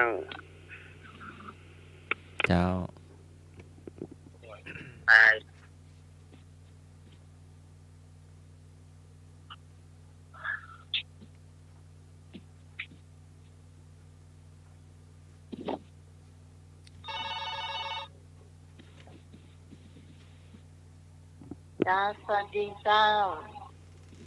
น มัสการครับ ตอบมา คำตอบสุดท้ายคือวัดฝาหินครับน้อครับนมัสการครับ ดี เฮ้ย มันก็ไม่ไกลดีเนาะไม่ไกลดี เอาเฮ้ย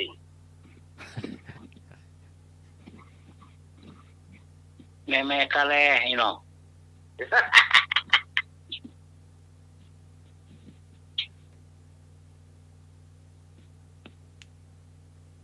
ผมบอกให้ง้อยขวาอะไรเป็นง้อย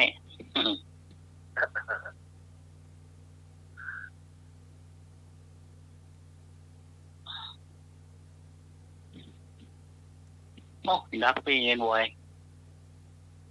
หมดละกายนึกไอ้แซ่บอ่ะ ผมเลิกโบราณวงศ์ 0532260058โหสับดีแล้วเนาะ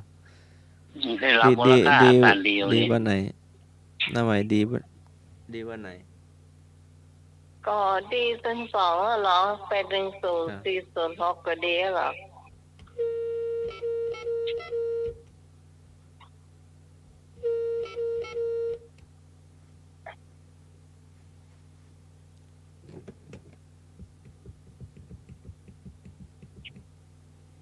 จานต่อเฮ้ตึง2เครื่องเนี่ย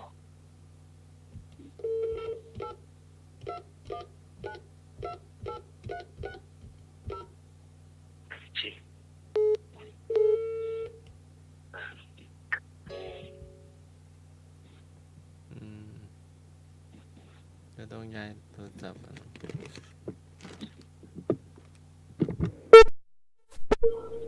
ตัวนี้ดังเบาเสียงลงหน่อยหนึ่งว่าเสียงแตกเนี่ยมันมีเลข1 ถึง 5ตลอดเปิดสักเลข3เลข4ก็ได้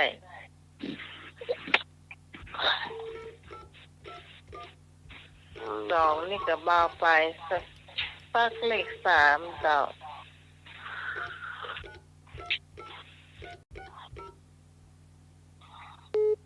ก็ได้3 เครื่องเนาะ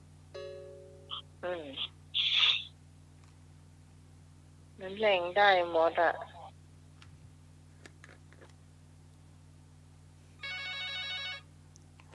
สร้างเก่งเนาะฮัลโหล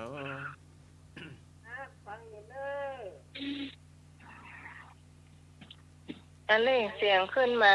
การสมัคร ฮัลโหล เจ้า ฟังอยู่นะเจ้า อันนี้ ยังไม่ตาย เจ้าว่า แม่ยา อย่างไงแม่สมศรี แม่สมศรี โอ้เป็นนายพ่องน่ะอาจารย์สมัครว่าแม่เป็นนายพ่องอยู่อ่ะ แฟนจะนักละเจ้า โอ้เป็นกำนี้เปลี่ยนเมินไม่เหมือนเงาก าแล้วจำแม่จำศีลอยู่ว่าแม่รักษาตัวหรือว่าแม่ไปไหน ฮะก็ไหนก็นอนเฝ้าบ้านเนี่ยกับเจ้าผมมาได้เมาหัว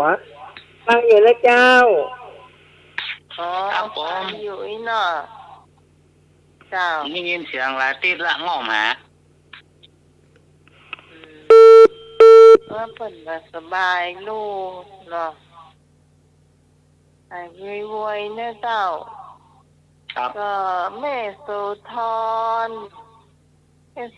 นี่ยังอยู่ดีสบายอยู่ แต่ว่าแม่ยังก็เดี๋ยวก่อนไม่สมอ่ะไม่สมเจ้า ไม่สม เอาไปยัง ไม่ลง ไม่สมเนียมมโนกะ ข่าวไม่ได้ยินเป็นเดือน2 เดือนละ แม่แล้วก็มีแม่เรือนคำอ่ะเจ้า อันนี้เขาก็ไม่ได้ยินเสียงเนาะส่งข่าวมาในเจ้า ไอ้ผู้ข่าวว่าพายุใกล้หรือเปล่าส่งข่าวมาโอ้มาวิทยุหน่อยหนึ่งเจ้ามาวิทยุเจ้าเมาเนอะ นมัสการครับ มาวิทยุกะเจ้าเมา เพิ่นเท่าเก๋เลยลายแล้วลูกเพิ่นขอพักผ่อนกะเพิ่นขึ้นรับเพิ่นพักผ่อนเพิ่นมาโทรเพิ่นขึ้นรับครับนมัสการครับได้ยังไงแฟนประจำเนี่ยเพิ่นโทรตลอดเจ้าเนาะเลิกปานไหนเพิ่นก็ต้องโทร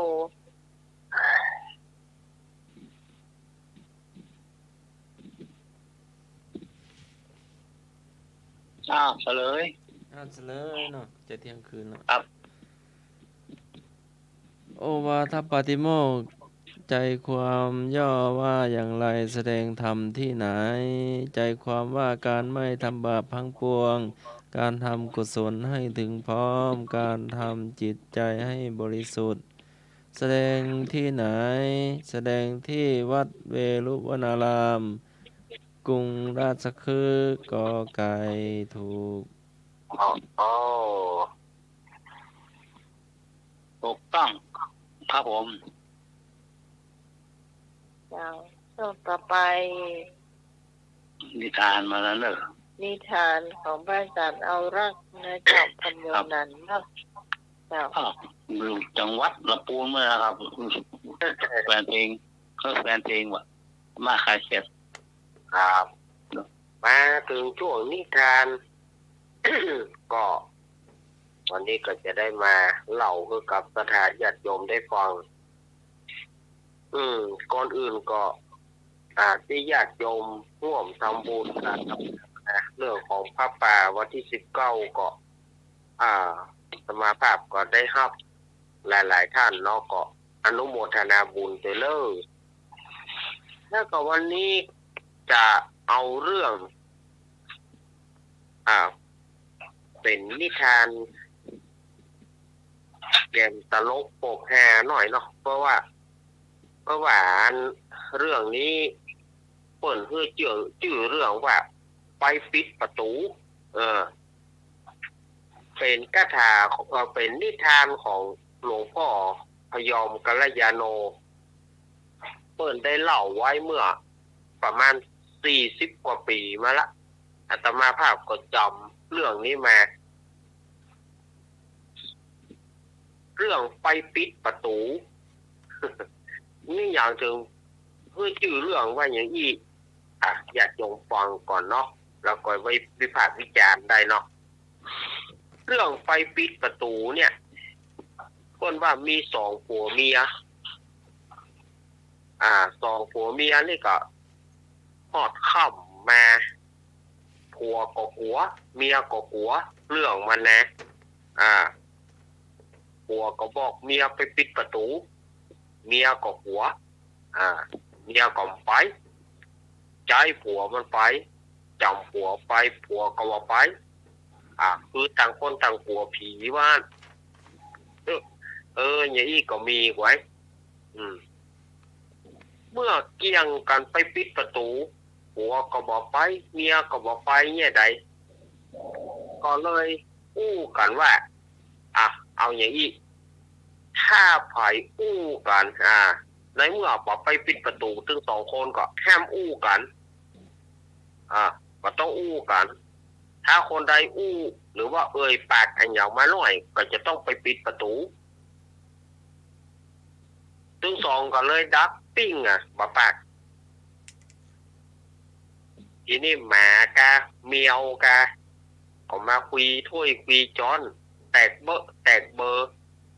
คนได้จะด่าหมาก็กลัวผัวจะด่าหมาก็กลัวเมียได้ยินเมียจะด่าหมาก็กลัวผัวได้ยินเรื่องมันก็ปล่อยให้หมาเมียวลานกันเต็มที่คือสมัยนั้นมันมีตู้กับข้าวลูกสมัยก่อนมันจะเป็นหิ้งเนาะคนเอาถ้วยเอาอย่างไว้บนหิ้งแตกแข็งไปหมดถ้วยก็แตกอันอย่างก็แตก คนใดจะไล่กลัวได้ไปปิดประตูก็เลยบ่ไล่มันนะหมามันจะแย่ได้ก็ได้เมียวมันจะแย่ได้ก็ได้จนพอแจ้ง2 คนนี่กระตื้มปากตั้งไฟหาเข้าแล้วเมียมันก็ลงไปไปซ่อพักตามปกตินะเปิ้นถามคนข้างบ้านถามมาก็จะตอบได้เมียมันลงไปเก็บพักตั้งลูกคนข้างบ้านก็ถามโอ้วันนี้เก็บพักเจ้าแต่จะแกงยังผู้เป็นเมียนะมากลัวผัวมันได้ยินแล้วมันก็ต้องบ่ปากบ่ตอบเจ้าบ้านข้างๆบ้านนะถามเป็นผู้ขี้ลืมขี้เหล่าถามเรื่องต่างๆนั่นนะก็บ่ปากก็ปากผัวมันได้ยินทีนี้เขาก็รำคาญโอ้อีนี่เป็นบ้าไปอีนี่เป็นบ้าไปอะไรเฮ้ยมันเป็นบ้าแต่เมื่อใดกูเตือนมันยังอู้ได้อู้ดีวันนี้มันเป็นอย่างไปเนี่ยในเมื่อมันเมียมันบ่ปากเขาก็ขึ้นไปหาผัวมันขึ้นไปหาผัวมันถามอย่าได้กล่อมปาก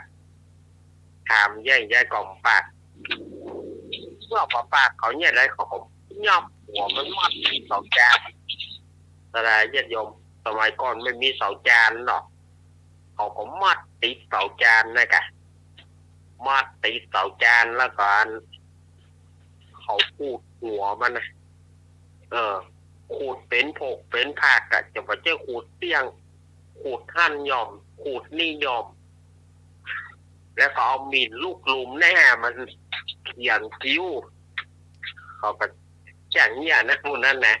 เขียนคิ้วเขียนตาไม่น้อยเนาะหมอบปอมาให้มันดีเนี่ยวาดคิ้วไม่น้อยเขียนคิ้วเขียนตาไม่น้อยเอามีดเข้าลูกลุมแน่มันเนาะเป็นที่จูเดียวเห็นตามคือลึกทีนี้เมียมันซ่อพักปิกมากะขึ้นมาหอนใส่ผัวมันกับสะดุ้งอ่ะนึกว่าหน้าผีเนาะว้ายเอกะออกมาว้ายในเมื่อสู่ว้ายมาไปปิดประตูมาต้องเล่นเงี้ยอย่างละตาญาติโยมเผยเห็นว่าได้ไปปิดประตูเนี่ยเลยมาได้กินข้าวมาได้อันอย่างสักอย่างเนี่ยกรรมโบราณเพิ่นว่าหาประโยชน์อันใดบ่ได้ก็ไปส่งกันอย่างมากันแล้วหั่นน่ะเนาะอันนี้เมาเกี่ยงกันโอ้สุดท้ายมันได้กินข้าวใจไปปิดประตูเนี่ยไม่ได้กินข้าวกินน้ำเนี่ยละเรื่องนี้จะแต้เพราะเนอะถ้าใครหูไปว่าสวนเกี้ยวนนทบุรีพวกเนอะถามหลวงพ่อพยอมพวกเนอะว่าสวนเกี้ยวนนทบุรีพวกว่าเรื่องนี้มีแต่ก่อยนะอันนี้เปิ่นว่ามาเอาขอเล่าต่อไปได้กันเนาะมันพูดก็มาเล่าเรื่องอื่นๆแถม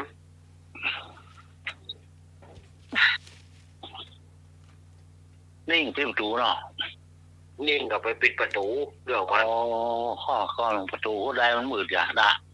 มันมืดล่อไม่หนักจะย่างคอลงก็ได้วะนะ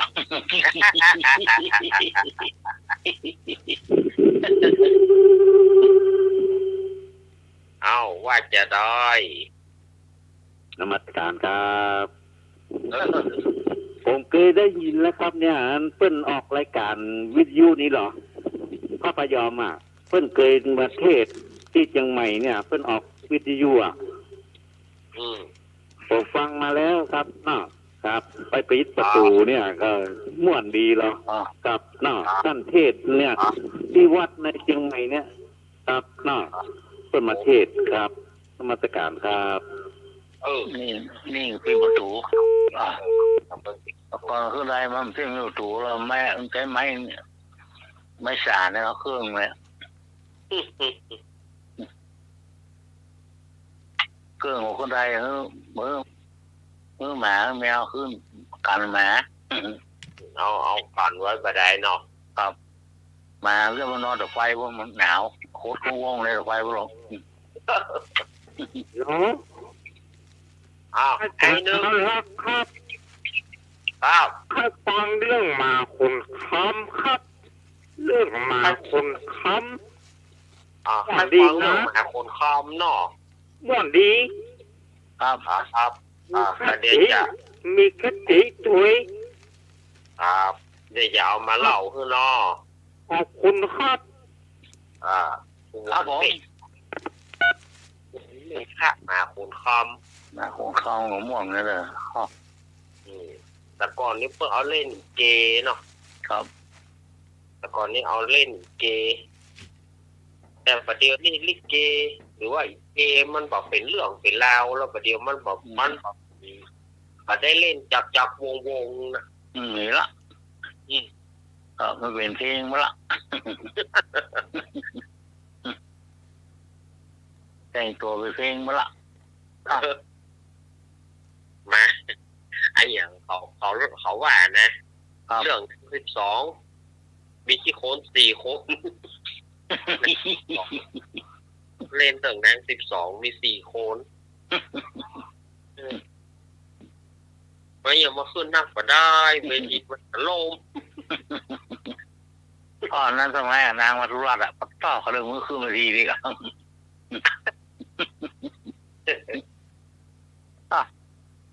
แต่ที่นาโอ้กับภาษาเขียนหน้าเขียนตามันตุ้ยละโอ้โต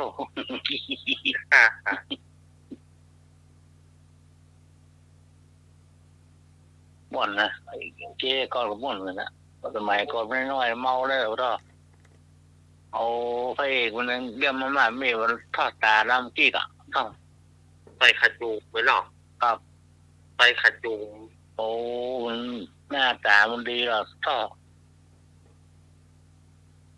ม่วนนะเจนี่กองมาเล่าใจเลยว่าต่อตะโกนดุมเดียวคือหาดเดียวเจคือเราว่าต่อโอเคเขาหรอเนาะก่อนก็ใส่ของตัวล่อในกล่องนะครับมันมีครูหรอไว้ผมเห็นดอกเนี่ยก็เรียบประข้างอ่ะเนี่ย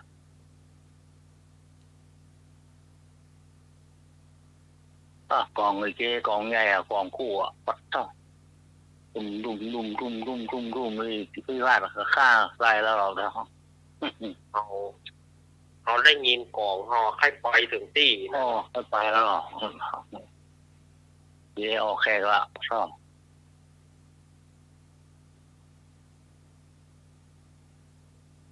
หมดเจ๊ก่อนนี้เต็มปีว่า2 ตังค์นะพวกเราลองกระดาษนะสวยดอกนะพวกเรานั่งเจมองโจ๊กปีด้วย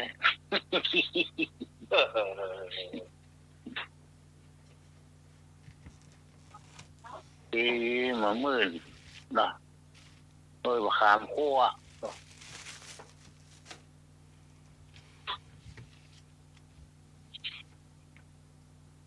นิทานจบไปแล้วครับต่อไปมันอย่างกามันอย่างใด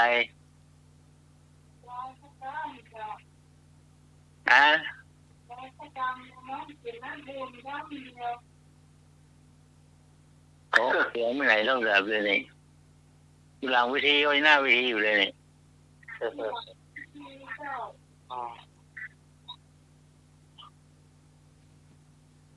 น้ำไม้ไป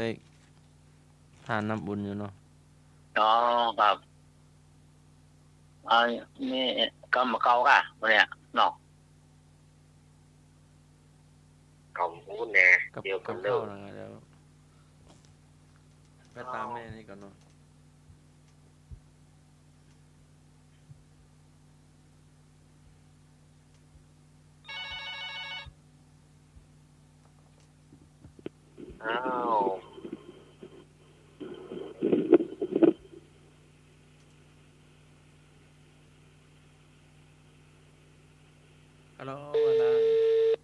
นมัสการครับ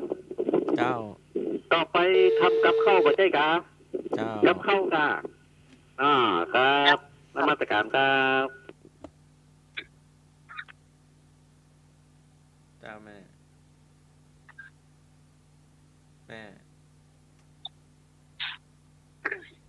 จ้า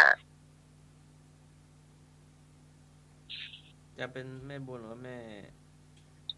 ไม่พรอันนี้ไม่พรเจ้าได้บุญมากับเจ้าวันนี้เจ้าไม่บุญไม่คนคงยากแล้วเจ้าวันนี้ทำกับข้าวนะเจ้าจะว่าได้เจ้าถ้าเป็นดีกับข้าวเจ้า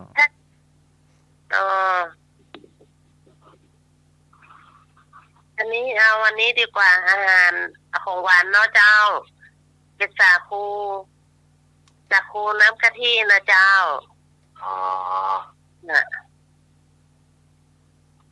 สาคูเขาซื้อสาคูมาถุงหนึ่งนะเจ้าวิธีทำเริ่มเลยเนอะเจ้าซื้อสาคูมา1 ถุงนะเจ้ามันจะมีอย่างสาคูเนาะน้ำตาลปี๊บนะเจ้าแล้วก็มีกะทิมีเกลือป่นนะเจ้าง่ายๆนะถ้าใครชอบถั่วดำก็เอาถั่วดำมาใส่ตัวก็ได้คือวิธีทำถั่วดำก็คือแช่ค้างคืนไว้1 คืนนะเจ้าพอมันนุ่มแล้วเราก็เอามาต้มให้เปื่อยนะเจ้าต้มละไว้ให้นะเจ้าจะใช้เตารัวเตาถ่านก็ได้เจ้าต้มถั่วนั้นนะเจ้าวิธีทำเนี่ยก็วิธีทำสาคูเจ้าถ้ามาตั้งน้ำร้อนเนาะน้ำเดือดแล้วก็ล้างสาคูลงกวนเลยนะเจ้าปูกวนไปเดียวตาพอดูที่สาคูเนาะถ้าตามันเริ่มใสนี่ครับก็เอาแล้วนะเจ้าเทน้ำออกเนาะใส่กระสอบแล้วพอดียัดน้ำเสด็จน้ำแล้วค่ะก็เทใส่ถาดไว้ก่อนเลยเจ้าต้องผสมอย่างสักอย่างเตือนนะเจ้าเทใส่ถาดเรียบร้อยแล้วมันเดี๋ยวสักประมาณสักครึ่งชั่วโมงมันก็จะเริ่มแข็งตัวเนาะที่ถาดนะเจ้าถ้ามาทำมันนี้ทำน้ำกะทินะเจ้าใช้กะทิประมาณถ้าเอากะทิสดเราก็ใช้กะทิกล่องได้เจ้าใช้กะทิกล่องประมาณกล่องละ20 บาทก็ได้เจ้าจะ5 บาทนั่นนะเจ้าเอามาเทใส่เขาแบ่งครึ่งกันก็ได้เจ้าแบ่งครึ่งแล้วใส่น้ำนิดหน่อยเนาะจ้ะแล้วก็เทใส่ให้เราพอน้ำตาลปี๊บประมาณ1 ถ้วยนะเจ้าลงละลายในน้ำกะทิที่เราจะเอาตั้งไฟเนาะตั้งไฟแล้วใส่เกลือ1 ช้อนชานะเจ้าเขากวนไปเขาก็คนไปเนาะน้ำกะทิเดือดแล้วก็น้ำตาลละลายเขาก็ยกลงเลยนะเจ้าแล้วถ้าเราจะใส่ถั่วดำเขาก็ต้มแล้วต้มถั่วแล้วมันจุกแล้วเขาก็เอาถั่วไปล้างเนาะมันคือน้ำสีดำมันออกมากนะเจ้าเอาถั่วล้างแล้วก็เสด็จน้ำเลยนะเจ้าเสด็จน้ำละไว้ก่อนเวลาจะกินเขาก็ตักสาคูที่เราเทใส่ถาดที่มันแข็งตัวแล้วเนาะตักใส่ถ้วยเอาถั่วดำใส่นิดหน่อยเนาะตามความต้องการเราแล้วก็ตักน้ำกะทิเขาใส่ถ้วยเนาะแล้วก็เราก็มีหัวกะทิไว้สำหรับราดหน้าแหมกำ1มาจากราดหน้าเวลาจะกินนะเนาะจากนี่จะได้น้ำสาคูน้ำกะทิถ้าชอบตัวดำก็ใส่ตัวเองนะเจ้าง่ายเดี๋ยวก็ได้กินแล้วเจ้าแป๊บเดียวนะเจ้าวันนี้น้องก็ได้กินสาคูถั่วดำจ้าพอดีมีสาคูข้างหน่อยสักครึ่งถุงเนาะเอาแป้งไว้แป้งมาตอนนี้จ้าเยอะเข้าได้ลำแล้วเนาะจ้ะแล้วแต่จ้ะน้องชอบเอาข้าวไปเตียวในหั่นได้นะเนาะเจ้ามันง่ายดีอ่ะเตียวนะจ้ะโอ้แล้วก็วันนี้ได้กินถั่วแหละตัว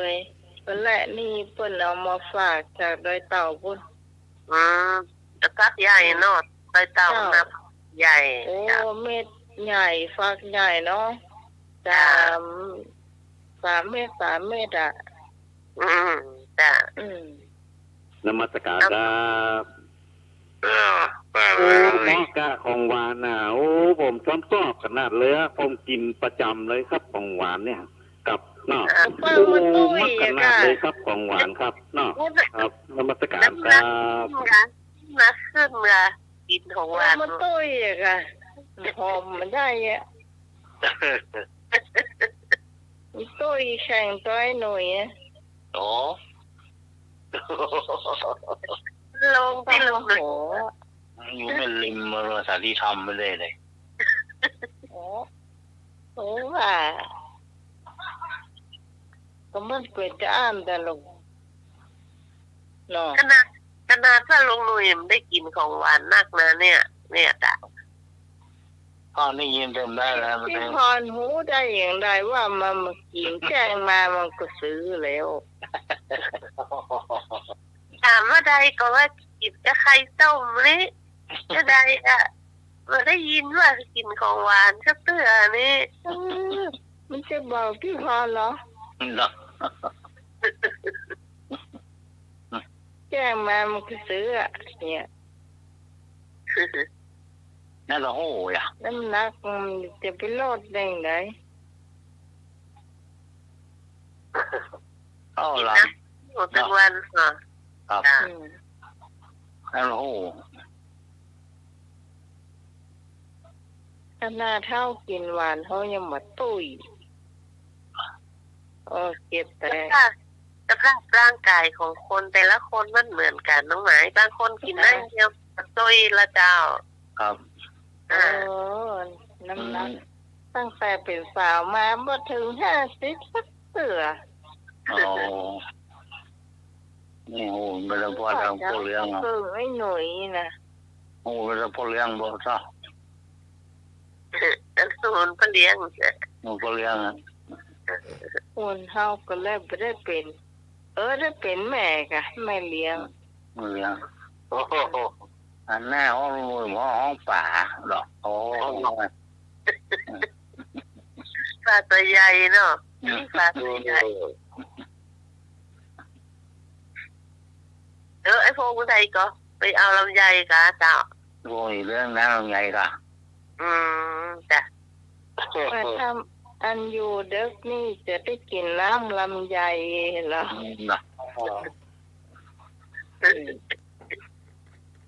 แล้วก็วันนี้เนาะเที่ยนี่เขาเล่าเที่ยก่อนในการเนาะจ้ะ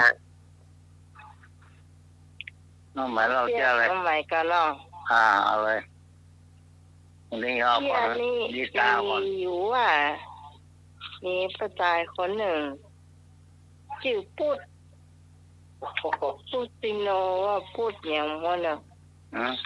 พูดซิแลน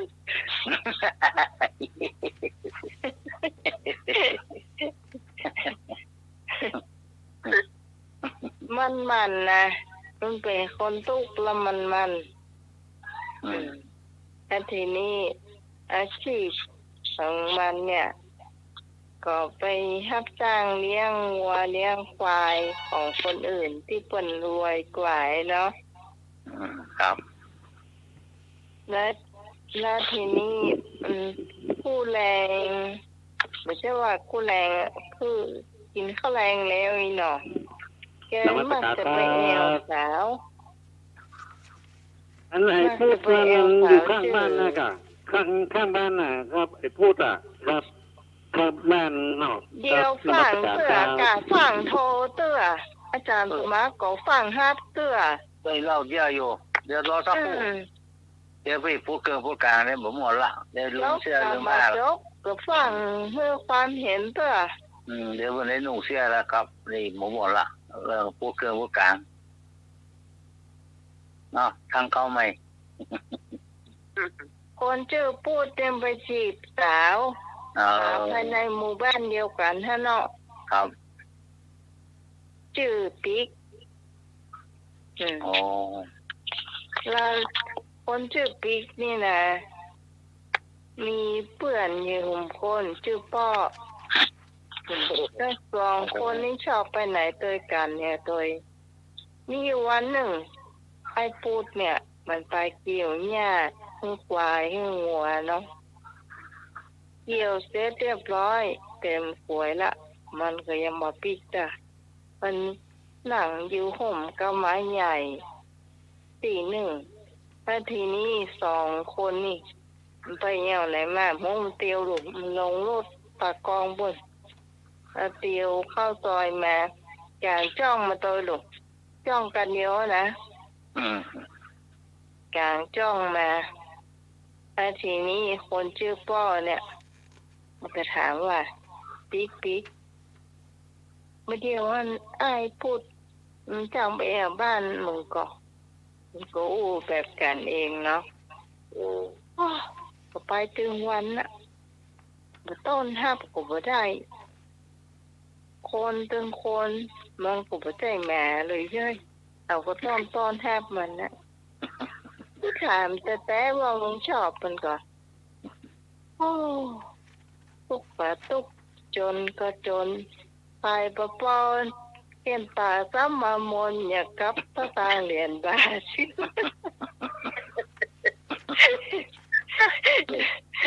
อันว่านะไอ้บ่าวคนนั่นเนาะมันก่อนรักฟังอยู่มันก็ได้ยินกูกรรมที่สาวอู้เนาะแล้วทีนี้มันต้นไม้นะมันใหญ่อะมันก็รอสาวผ่านไปแล้วสาวมันก็พ่อกัดถนนเนาะพอไปทางหน้าพวกมันก็จะเป็นว่าแล้วมันจะอ้อมกับแปลงอย่างแล้วทีนี้มันก็ฝังหล่นต้นไปตอนตกวัดพดปากประตูวัดตอนออกไม่ไปเกิดสาวไว้หรอกเกิดสาวมันตั้งใจไปเกิดสาวไว้แล้วทีนี้คิดบวกนี่หรออันนี้พูดว่าคิดบวกมันสนใจสาวว่ายังไม่มันสนใจแล้วมันไปเกิดสาวไว้พอสาวเตียวอ้อมวัดเสร็จมาแล้วก็มาถึงหน้าวัดมันก็มาจะเพื่อนเนาะไอ้พูดตุกตั้งไรมานี่โอ้ปวดอย่างไอ้ตุกก็มาใส่เข้าวัดแนวกินนะน้องมันไหวเนาะมันไหวนะจริงมันก็ไม่ได้กินมันได้ยินกับมูของสาวมันก็ให้คือแล้วเนาะว่าเพื่อนดูถูกมันเนี่ยเนาะไอ้ก็มาอาศัยกินข้าววัดเนี่ยกายกำอ้านนี่สายกันแน่ๆแล้วคนอย่างไอ้ตุกก็ตุกจนก็จนนี่แล้วจนก็ไม่ใช่มีครับอะไรนะแล้วทีนี้สาวน้องเกิดสะดุ้งเหมือนกันแล้วตะกี้มันจะได้ยินเฮากว่าถ้าไม่ได้ยินมันอยู่ในวัดมันก็ได้ยินไงเขาการพูดหนุกตะวันตกพูดหนุ่ยล่ะแต่มันได้ยินแต่เปล่านะแต่ทีนี้วันต่อมาเนาะมันก่อนเอาคนคล้ายๆว่าบ้านของไม่ยิงที่ชื่อคำปิกเนี่ยแกก็เอาบ้านคำปิกนะไอ้ปูดนี่กะซื้อบะเต้าตัวเนาะก็ซื้อมะมูดอย่างตัวแกก็หิ้วไปอันนี้สตางค์แกไถ่5 เงินเดือนมาใหม่ก็ว่าได้หูเนาะแกเป็นคนขยันหรอถึงแม้จะเป็นลูกจ้างมันก็ได้เงินเดือนก็เดือนเนี่ยกะเอาไปฮื้อไผเอาไปฮื้อป่อของแม่เพิ่นเจ้าสาวสนจะมันคิดบวกผสมหรือจ้ามันเตอะป พ่อแม่ดีเขากับดีกันอ่ะอยากค่ะแล้วการเอาไปฝากพ่อแม่เปิ้นพ่อแม่เปิ้นโอ้ดีทำไมยิ่งดีเอามาฝากปล่อยแม่เป็นยังครับอันผมพี่กันเนอะโอ้ยังอ่านเนาะมันไม่ยุ่งเหมือนเอาผมต้องไปเนี่ยการเท่าเจ้านายผมอยู่ครับผมปีกแล้วครับเนี่ยน้องขับปอน้องขับปีกันก็มาหันโอ้ปองครัวอย่างแม่ไปเอามาบล้ำมาเหลือไปพูดแต่การมาตะกี้ซื้อมาเฮือแล้วก็ปีกเขล่างว่ะโอ้โหมันเป็นอย่างปีกไปจะมันเตอะเขาก็ต้องมาต้าได้ก็มันนี่แม่มาหันครับตาแก้นตามันมนก็สตางค์เดือนบาทอ่ะเงาหักมันนี่โอ้มึงมาหักแม่บอกว่ามึงก็พอความดีของมันท่านเตอะอีกอ่ะคนเท่าคนพองานเนาะสาวมันพออย่างคนเท่าคนพออย่างเนี่ยเอาผมหัวานไม่รูนมามันจะส่งวางก็ว่าเบอร์ส่งวางเข้าไปได้เหล่าเขาต่อนะเขาเกิดบัตันว่ะโอ้ยหน้าเขาเสียบจะดีกว่าโจ๊กสักคำหน้าเขาถวายแว่นจะดีเติกเสาบอกโจ๊กสักคำเรียกว่าแลนด์จะแฮปปี้เอนดิ้งน้อยแฮปปี้เอนดิ้งป้าโลก็ได้บริโอ้มันตึกข้างโคเลยอ่ะโอ้เขาเปิดประตามน่ะเขาแต่งตอบได้ละฮะครับอะไรอย่างก็มันผมมีชื่ออีพูดเนี่ยอันนี้มันเป็นไอพูดแล้วมันอีพูดก่อนเพราะกันแค่ยีดีเนาะครับวันนี้ผมขอลาทุกยี่กันเริ่มวัดพวกจะได้ไปเอาน้ำลำไยกินในกำมือใช่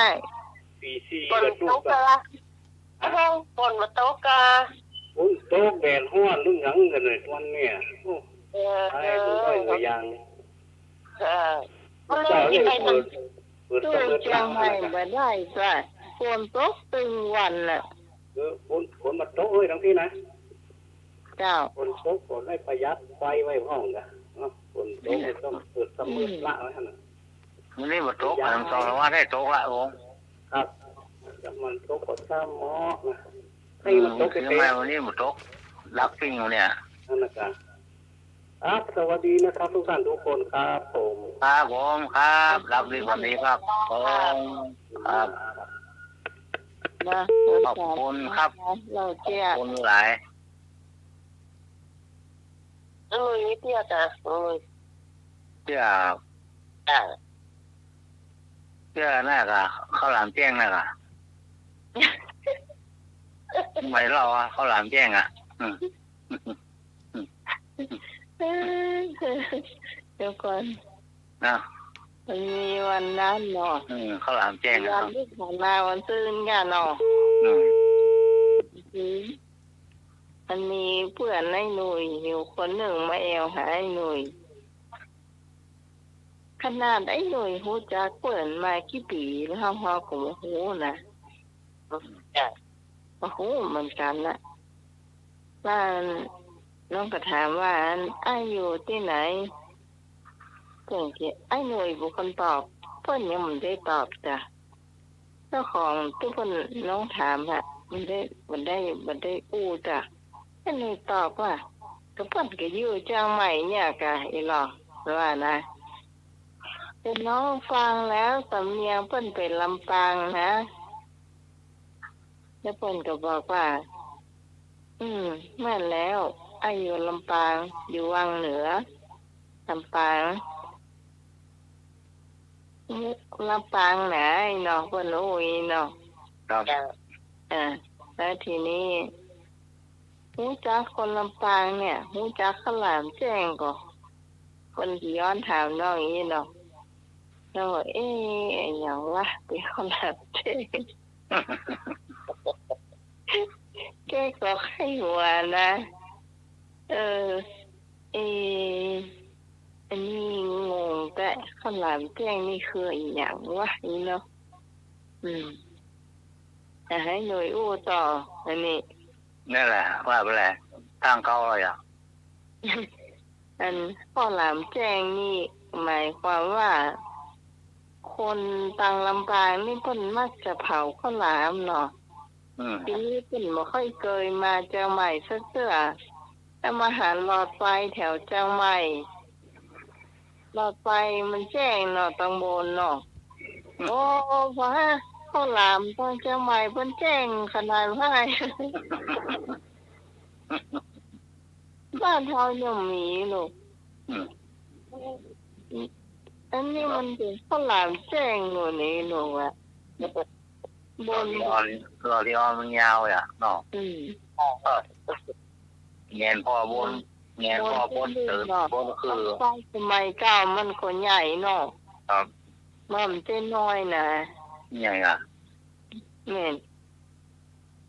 ตลกตีลอนเพื่อนในหนุ่ยคนนั้นนะน้องฟังแล้วก็ตลกเนี่ยก็ขนาดด้านแกขายของเนาะถ้าแกมไปขายของนะไปอู้กันเหมือนอยู่ว่าเราขายติมขายติมไอติมหมูหมอนสดไปซ่อขวดก็ของมาขายเนี่ยก็ลิกจ๊อกมึงเรียกว่าอ่ะเนี่ยก็คืออยู่ยามทำงานหลายอาชีพเนาะการตำแหน่งเมื่อคืนปลูกไร่เมื่อวันปลูกเปียก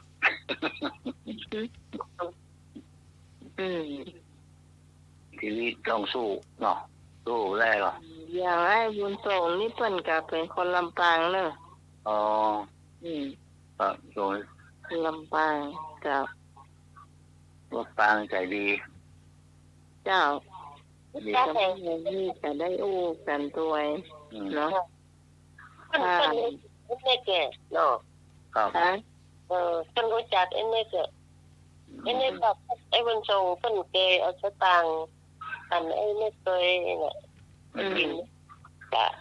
มีญาติอยู่ที่ปะไผ่นี่นี่ไหนนี่ก็ได้อู้กับไอ้บนทรงอยู่ลำปางใจดีก็คนก่อนนี่ได้เลยฮะคนลำปางในขี้ปอดอย่างเพื่อนของไอ้หนุ่ยสมหายคือฟังปุ๊บนี่หูเลยว่าเป็นคนลำปาง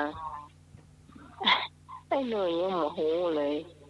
คบมาสักเมื่อยังโมโหเลยเขาฟังสักเดียวโมโหละไม่เห็นน้องเนี่ยอันนี้กันอู้มันเหมือนกับเชียงใหม่เจ้าเหมือนคือไอ้คนนั้นเปิดซ้ำอูเหมือนมหาสมชาติเนี่ยเขาฟังกำเดียวก็หูแล้ว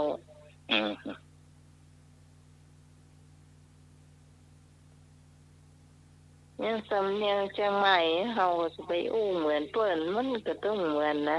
เหมือนสำเนียงเหมือนกันทำเสียงไม่เหมือนกันเจ้าเหมือนกันเชียงใหม่เนี่ยมันจ้ามันมวยเท้าอ่ะหมู่กรุงเทพเขาขึ้นมาเชียงใหม่การเราตรวจอ่ะเนี่ยอะไรก็เจ้าก่อนโมละมันได้ชนะเจ้าเสือ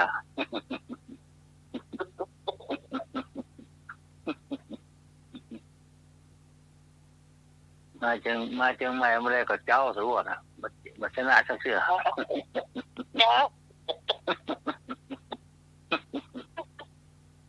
เจ้าเนี่ยเจ้าก็เสมอตัวกันเนาะครับเจ้ากันเลยเจ้าไปแล้วล่ะคนที่เขาบอกขึ้นมาเขาพูดคืน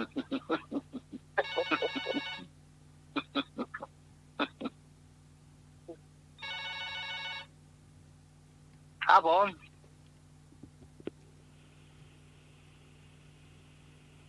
ครับนมัสการครับคนที่ไหนก็สู้กันเชียงใหม่มาได้ครับเนาะคนเชียงใหม่เป็นบอกว่าคนเป็นคนใจบุญครับเนาะ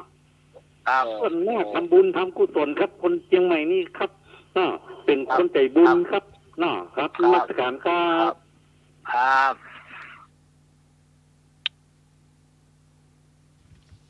เชียงใหม่ใจบุญเชียงใหม่ใจบุญแข่งตุนถิ่นถึงวันเจ้าเนี่ย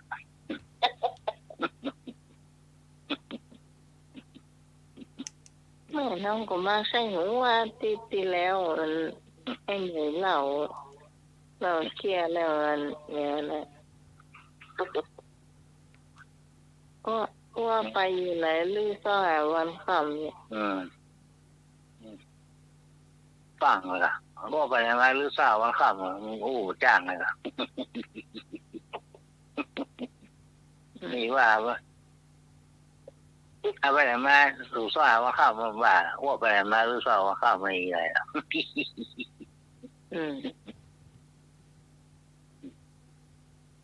นี่ก็ใกล้ถึงน้องอุบอ่ะก็ได้44ตัวเนอะมีกี่ตัว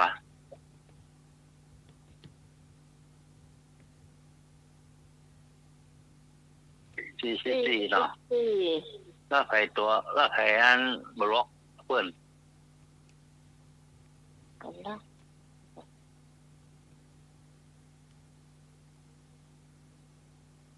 ให้ลวกละเปิ้นใครบล็อกละเปิ้นแล้วมันมาเฮานี่สุมาแล้วเหงาไอ้เหงา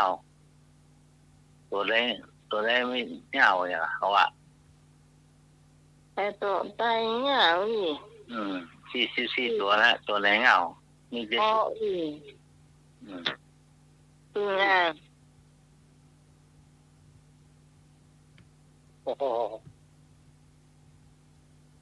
นี่ยโง่อะไรวะเหงาเนี่ยเขาอยู่มุจักเพราะ44ตัวนี่ตัวไหนโง่เอางูอันงองูก็บ่รู้งองูก็บ่รู้ข้ออ้างก็บ่รู้ยอยักษ์จ้ะยอยักษ์ก็บ่รู้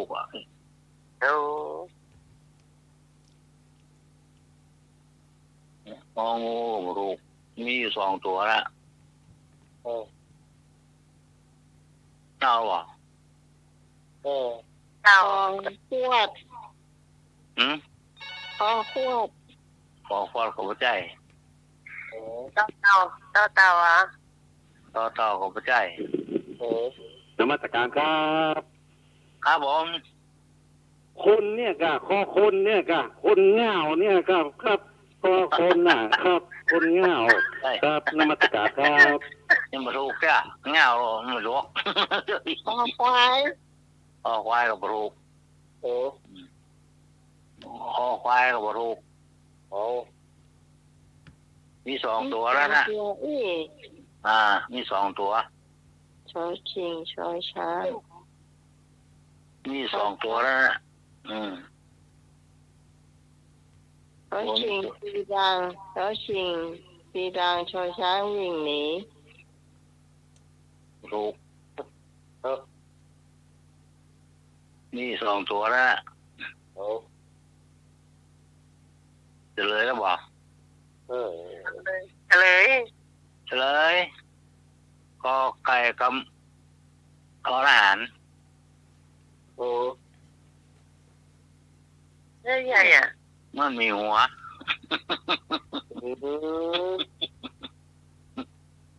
ทหารมีกะมีหัวทหารน่ะ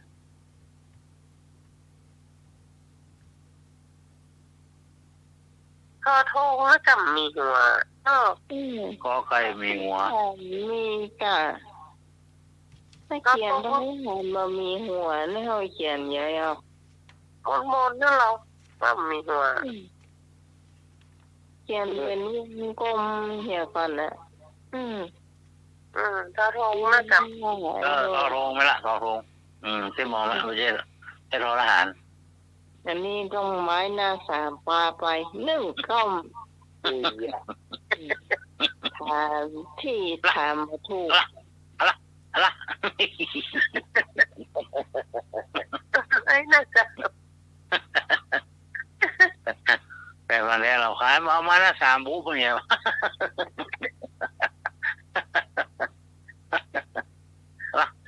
ะเลขเราขาด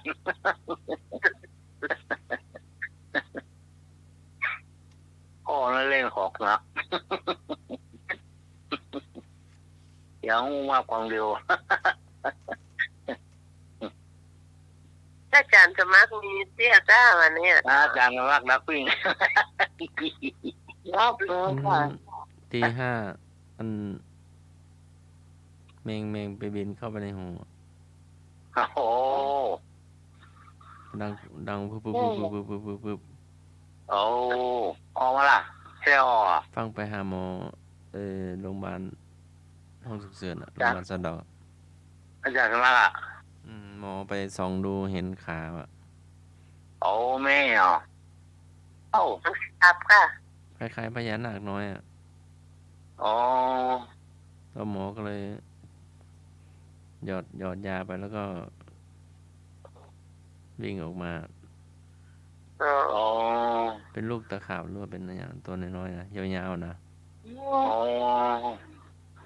ท่านโคกมาตั้งไงเนาะล่ะ นี่จะไต่เข้าไปหา ตอนนอนหลับเลยอ่ะ มันตัวน้อยจ้ามันใจก็ได้ ผ้าล่ะมันไต่ผ้าล่ะอาจารย์ ก็รู้ว่า ไต่ตีผ้า แมงมันบินมาใจเนาะเป็นตัวยาวๆนะมีขา มันใจเลย ยาวสัก ยังไม่คิดถึงเราแล้วเหรอเนาะ มันมีขาหลายขาด้วยนะ โอ้แมงนี่ก็แมงแสนดีนี่ก็ รับจะได้น้ำเหลือ แมงน้ำครบลงหน่อย มันเตียวมาอันประตูนะ มันตึงเข้ามามันตึง มันเตียวมา เข้ามา ใต้ตีนประตูนะก็มันเอามัน ที่มันกวางนะ มันตัวน้อยเดียว น่ะตัวน้อย มีนุ่งลวดกะ มันตึงเข้าได้เจ้าน้องหมายยังปิดใหญ่มันยังเข้าวันนั้นพี่ไปย่ำใจหูแต่บุ ตัว ญ ยา มัน ว ได้ นะตัวยาวมีขานะ ค่ะ อ๋อตะขาบอ่ะเนาะตุงมันล่ะ เป็นลานตะขาบก็ ลูกตัวน้อยมันนะจ๊ะ ครับ น้อย แต่ตัวยาวเหมือนตะขาบนั่นน่ะดู ครับ ไม่ใช่พญานาคเนาะ ใช่ครับ ๆแต่ยังน่าจะ แต่มันตัวยาวน่ะ ครับ ครับดีมันโคบโคบขึ้นปวดโถปวดนะจ๊ะ แต่หมอว่ามันอยู่ในลึกแล้วก็นึกว่าขี้หูแห้งก็รู้ว่าจะนัดไปวันหมอมาก็เลยมันดิ้นอีก มันดิ้นอีกแล้วหมอก็ส่องดูก็ว่าเป็นขาหรือว่าเป็นขี้หูแห้งก็หนีบขี้หูแห้งออกแล้วนะมันอยู่ลึกเนาะแล้วก็ ครับ ไอ้ มัน ตั เข้าว ไปลึก หมอก็เปลี่ยนตัวไอ้ที่แย่หู เป็นคล้ายๆดอกลำโพงอะเนาะ ครับ รูนี้น้อยรูนี้กลางรูนี้ใหญ่เนอะเปลี่ยนไปเปลี่ยนมาดึงขี้หูพ่องอันนี้พ่องเลือดออกว่ะ โอ้ถ้าอย่างใส่มันโซลมาน่ะ มันเข้าไปลึกเกิน หมอก็เดี๋ยวใส่น้ำยาว่ะมันอยู่ลึกเขาจะเอาก็กลัวไปโดนแก้วหูกันก็เลยใส่น้ำยาไปแล้วก็มันก็วิ่งออกมาเลยบอกว่าออกมาแล้ววิ่งมาแล้วออกมาแล้วอะก็ฟังไปเอาไอ้ครีมมาคีบออก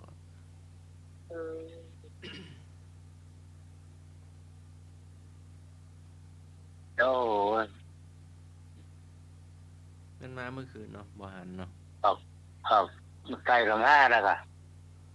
ก็เดี๋ยวก็งูก็มาเดี๋ยวก็ตะขาบก็มาก็เดี๋ยวกิ่งไม้ลอยมาก็เดี๋ยวลิงมาก็เดี๋ยวนกยูงมาเนาะ โอ้นกยงในนักอ่ะลงมันเพิ่งออกเดี๋ยวลงถนนลงจ้างอ่ะ ก็มันมานะครับ ครับ บินด้วยอ่ะเนาะอ๋อ ครับ ก็เดี๋ยวนกบินมาก็เดี๋ยวงูมาเปลี่ยนเวรกันมาก็เนาะ ครับ เปลี่ยนเวรกันนะ ก็เดี๋ยวหนูวิ่งบนหลังคาก็เดี๋ยวกิ่งไม้ลอยลงมาเนาะ อืม ดีบอถูกอันหลังคา ต่างคนต่างอยู่ค่ะต่างคน จะ ต่างอยู่ มาถูกหลังคากุฏิก่อนนั่นน่ะ โอ้ ทะลุเลยนะ โอ้โอ้ ท่อขานี่มั้งกิ่งไม้นะ โอ้ต้นกิ่งไม้เสียบหลังคาต่างจังหวัด เสียบอีกหลังคาอีกกุฏิข้างๆกันนั่นน่ะ อ๋อมีคนอยู่อ่ะ ตอนมาตอนไม่มีใครอยู่นะ อ๋ออ๋อเรื่องหักลูกบอลมาหน่อยจ้ะเนาะต้นไม้ใหญ่ โอ้จริงใหญ่กันเนาะ ครับ ใหญ่นะ มันน่าจะแก่แล้วมั้ง มัน ให้หักอีบอลมาอ่ะ อ่ะ ตกมา เดี๋ยวก็เนดูอยู่มันเห็นตายอยู่ เห็นกิ่งมันตายอะ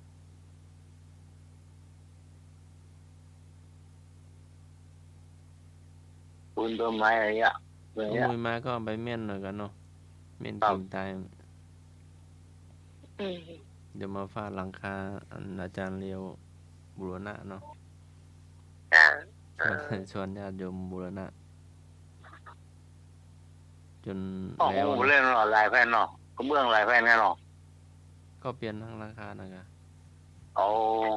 เปลี่ยนด้วยทาสีด้วยทำห้องน้ำใหม่ด้วยนะครับ แสดงว่าจริงมันใหญ่เนาะตกลงมาเปลี่ยนหาหมดเนาะจ้ะ ก่อนหน้านั้นไฟไหม้ก็ไฟไหม้กุฏินะ อ๋อ อาจารย์เลียวก็นำส่วนศรัทธาญาติโยมบูรณะนะครับ จ้ะ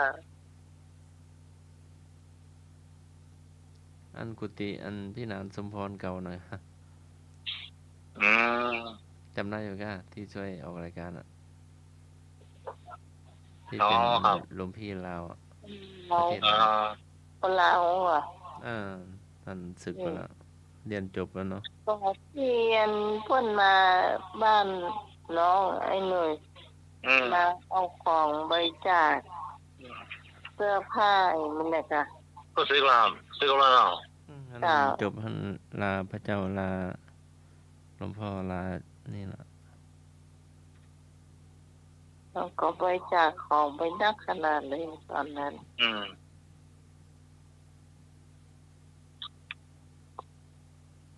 ละสู่ทางโลกอีกห้อง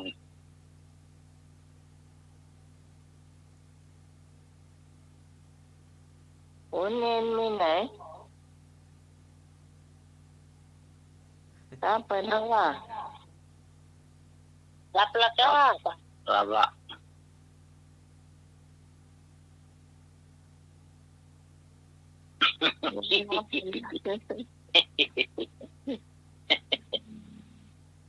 ดูง่ายกินง่ายรับง่ายสบายสบาย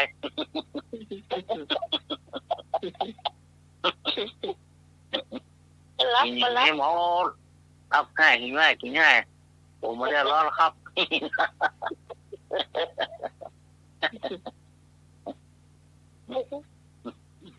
เดี๋ยวกลายแร่ห้องอีกข้าวหม้อ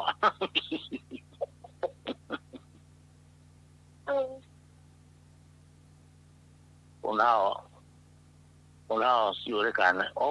ไปเอาอยู่ง่ายกินง่ายรับง่ายมันเรียร้อน แท้มาเนี่ยอันก็ลึกพลัดกันนะ มาตรการครับ ครับนมัสการครับ แม่นแท้เลยตู้ไว้ล่ะ เพิ่นแก่เท่าแล้วลูกเพิ่นก็ต้องนอนหลับลักเนาะต่างคนก็ต่างหลับลักเขาแก่เท่ากันหมดแล้วเนาะ เนาะ ผมไปนอนหลับลักครับเนาะ เราไปเรียนมาเล่าได้เนาะ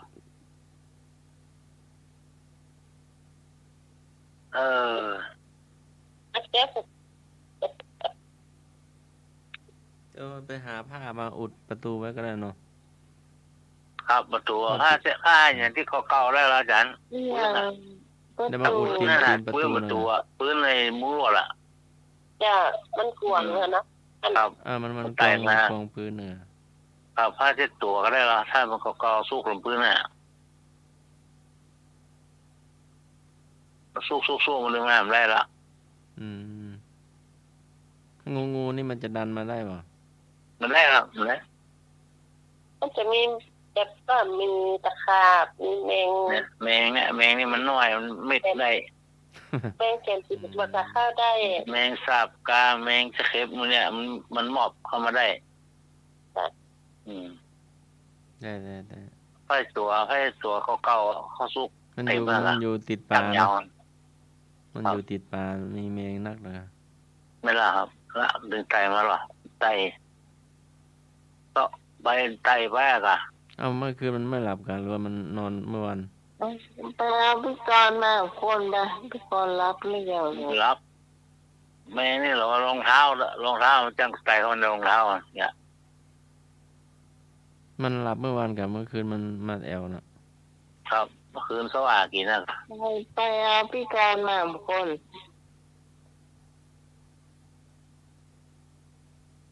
แต่ว่ามีเจี๊ยแมงเข้าหูนอนไม่เจี๊ยก่อน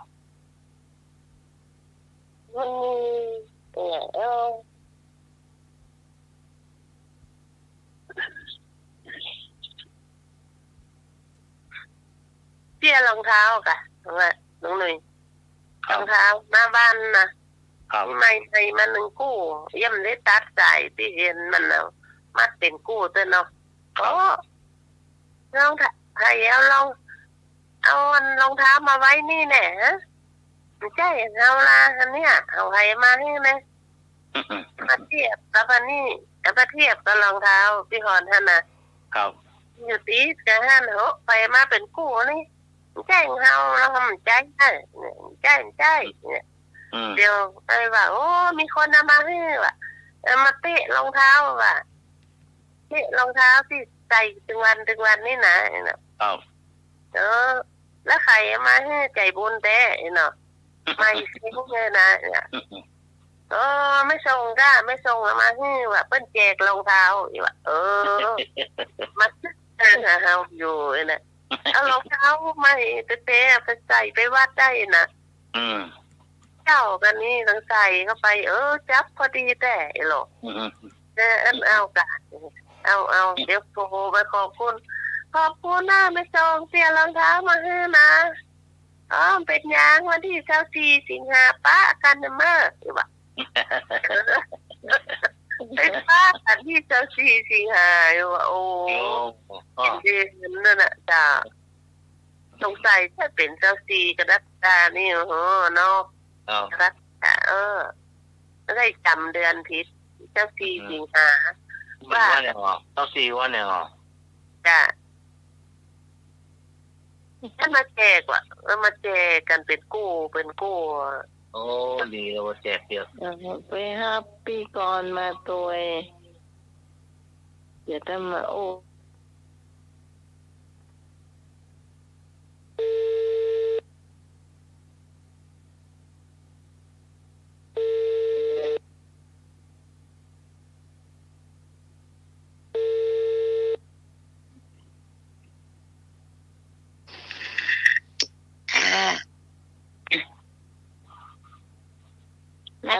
หลับไปไปแล้วเหรอไปจะไปเรียกว่าหลับแล้วไปก่อนว่าจะถามอาจารย์นรักไปไหนหลับ หลุดหรือว่าไงหรือว่า ก็ท่านก็ยังอยู่ด้วยกันน่ะ หลับกะกล้ามาหันเอง ครับนี่ละให้หน้าปอนละครับ น่าจะวันละครับ ปอนได้งานนะ ถ้าเป็น วัดแล้วเนาะ เป็นโลกพาที่นะแต่ละคดีวันนี้พี่กรเสียงก็ไม่ค่อยมีหรอกไปโรงพยาบาลเนาะไปตั้งแต่วางสายน้องใหม่เนาะกลับมาพอ4 โมงเย็นจ้ะคนนักแสดงพี่กรไม่ใช่คนนักน้องใหม่หมอแบบมันเป็นวันเสาร์เนาะหมอก็คนไข้เยอะย้ายไปจากตรงนั้นนะไปอยู่แฮมที่นั่นแหละเพราะว่าเพิ่นคงจะเอาคนที่อันหนักหน่อยไปไว้หั่นเนาะแล้วทีนี้ก็เลยไปอยู่แฮมที่นึงเขาก็โทรบอกลูกว่าอันน่ะพยาบาลโทรบอกให้ย่างเพิ่นถามมันย่างแค่เลยบอกแล้วทีนี้คนไข้เยอะเนาะหมอก็มีแค่คน2 คนมันก็เลยช้าแล้วก็ไปคอยเอายาอย่างช้าอันพี่กรมานั่งคอยอยู่ข้างล่างอยู่ข้างบนมันเลยอันก่อนก็เลยมานั่งข้างล่าง6 ชั่วโมงนั่งคอยว่าตอนกลางวันไปใหม่พี่กรมันจะช้าเพราะว่า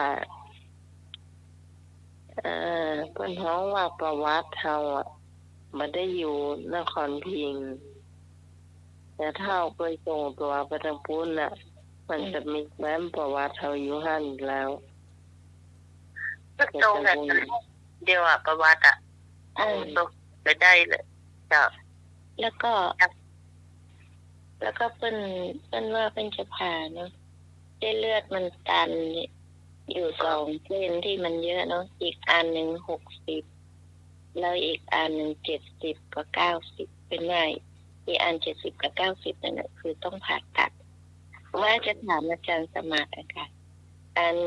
ที่อาจารย์สมัครไปถามนั่นเปิ้นผ่าใช่ไหมคะเปิ้นผ่าใช่ไหมที่อันอาจารย์สมัครไปบอลลูนหัวใจหรือว่าใบผ่าเปิ้นผ่าหรือเปล่าคะมันไม่ได้ทันทางเนาะก็โยมพ่อจะแม่ยังเปิ้นอันนี้เราเปิ้นฉีดสีเนาะแล้วมันไม่ผ่านไปเขาบอกว่ามันตันแสดงว่าเปิ้นจะผ่าละเปิ้นจะผ่าแต่ตอนนี้เปิ้นเพิ่งออกมาพักฟื้นเนาะแล้วก็เปิ้นปฏิบัติตัวว่าเปิ้นเหมือนกินนะเปิ้นกินพวกปลาเนี่ยปลาทอดเปิ้นก็บ่กินเปิ้นกินอาหารอ่อนๆประมาณนั้นแล้วก็อันเปิ้นนัดวันที่13 เดือนหน้าเหมือนจะดูอาการเปิ้นเปลี่ยนยาให้หมดเลยยาที่ความดันสูงที่ของโรงพยาบาลสันทรายนี่นะเปิ้นเปลี่ยนให้หมดเปิ้นให้กินยาของอันนั้นหมดเลยของนครพิงค์ก็เลยว่าเหตุดีมากบางอย่างเนี่ยของโรงพยาบาลนครพิงค์เนี่ยยาเป็นดีเยอะจ้ะงั้นเหมือนเปิ้นจะรู้เลยว่าเอากินยาอย่างเข้าไปยิ่งถ้าได้หมอดีๆนะก็จะหายโวยหมอบ่เดียวเก่งแล้วเป็นหมอหนุ่มด้วยอันคิวมันยาวน้องใหม่เราจะไปรัดคิวก็ไม่ได้คิวเป็น20 คิวเราต้องหาตลอดแหละแต่เขาบอกว่ามันอะไรก็ไปได้อยู่มันเฉพาะโรคหัวใจก็มีเฉพาะทางแบบมันก็ดีนะพี่ดูแล้วมันเป็นเฉพาะทางมันก็ดีแต่ว่าได้มา0จ้ะจะ เดินผ่านไปแต่แรกอันดูเหมือนไม่ค่อยมีที่อันนู้นมันมีไม่กี่เตียงนะเรียนเข้าไปครั้งแรกนะที่ยังเขายังไม่ย้ายอันนี้ไปโอ้โหไป40-50 คนมันมีเป็นห้องไป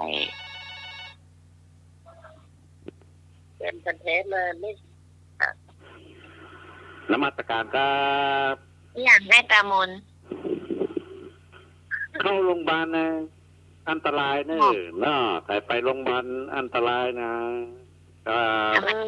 นมัสการครับ ไม่ต้องมากลัวถ้าอันตรายน้องสาวไปหมดละ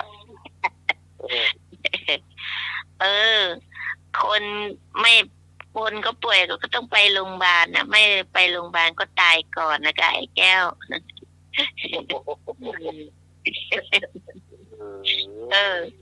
ถ้าคนป่วยไม่ไปโรงพยาบาลเลยไปไหนไปเฮล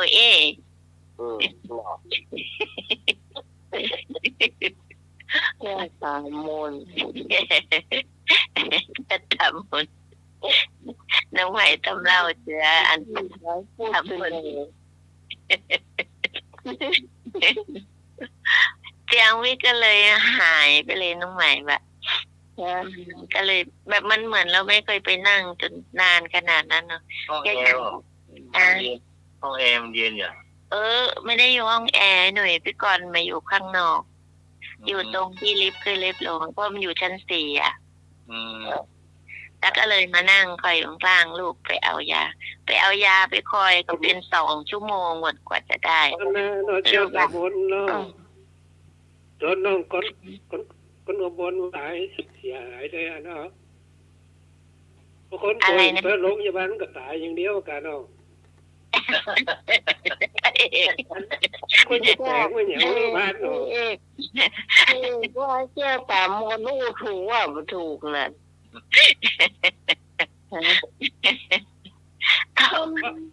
คนต้องมีการนักถ้าการนักมันต้องเมินลงห้อยมใจไม่ใช่น้องนายเป็นว่าไอ้แก้วตะมุนไม่เองบอกว่าคนไปโรงพยาบาลน่ะอันตรายนะไม่ดีอ่ะคนต้องก็บนสวนแสบเลยถูกแล้วที่หลังถ้าคนต้องไปโรงพยาบาลไอ้แก้วตะมุน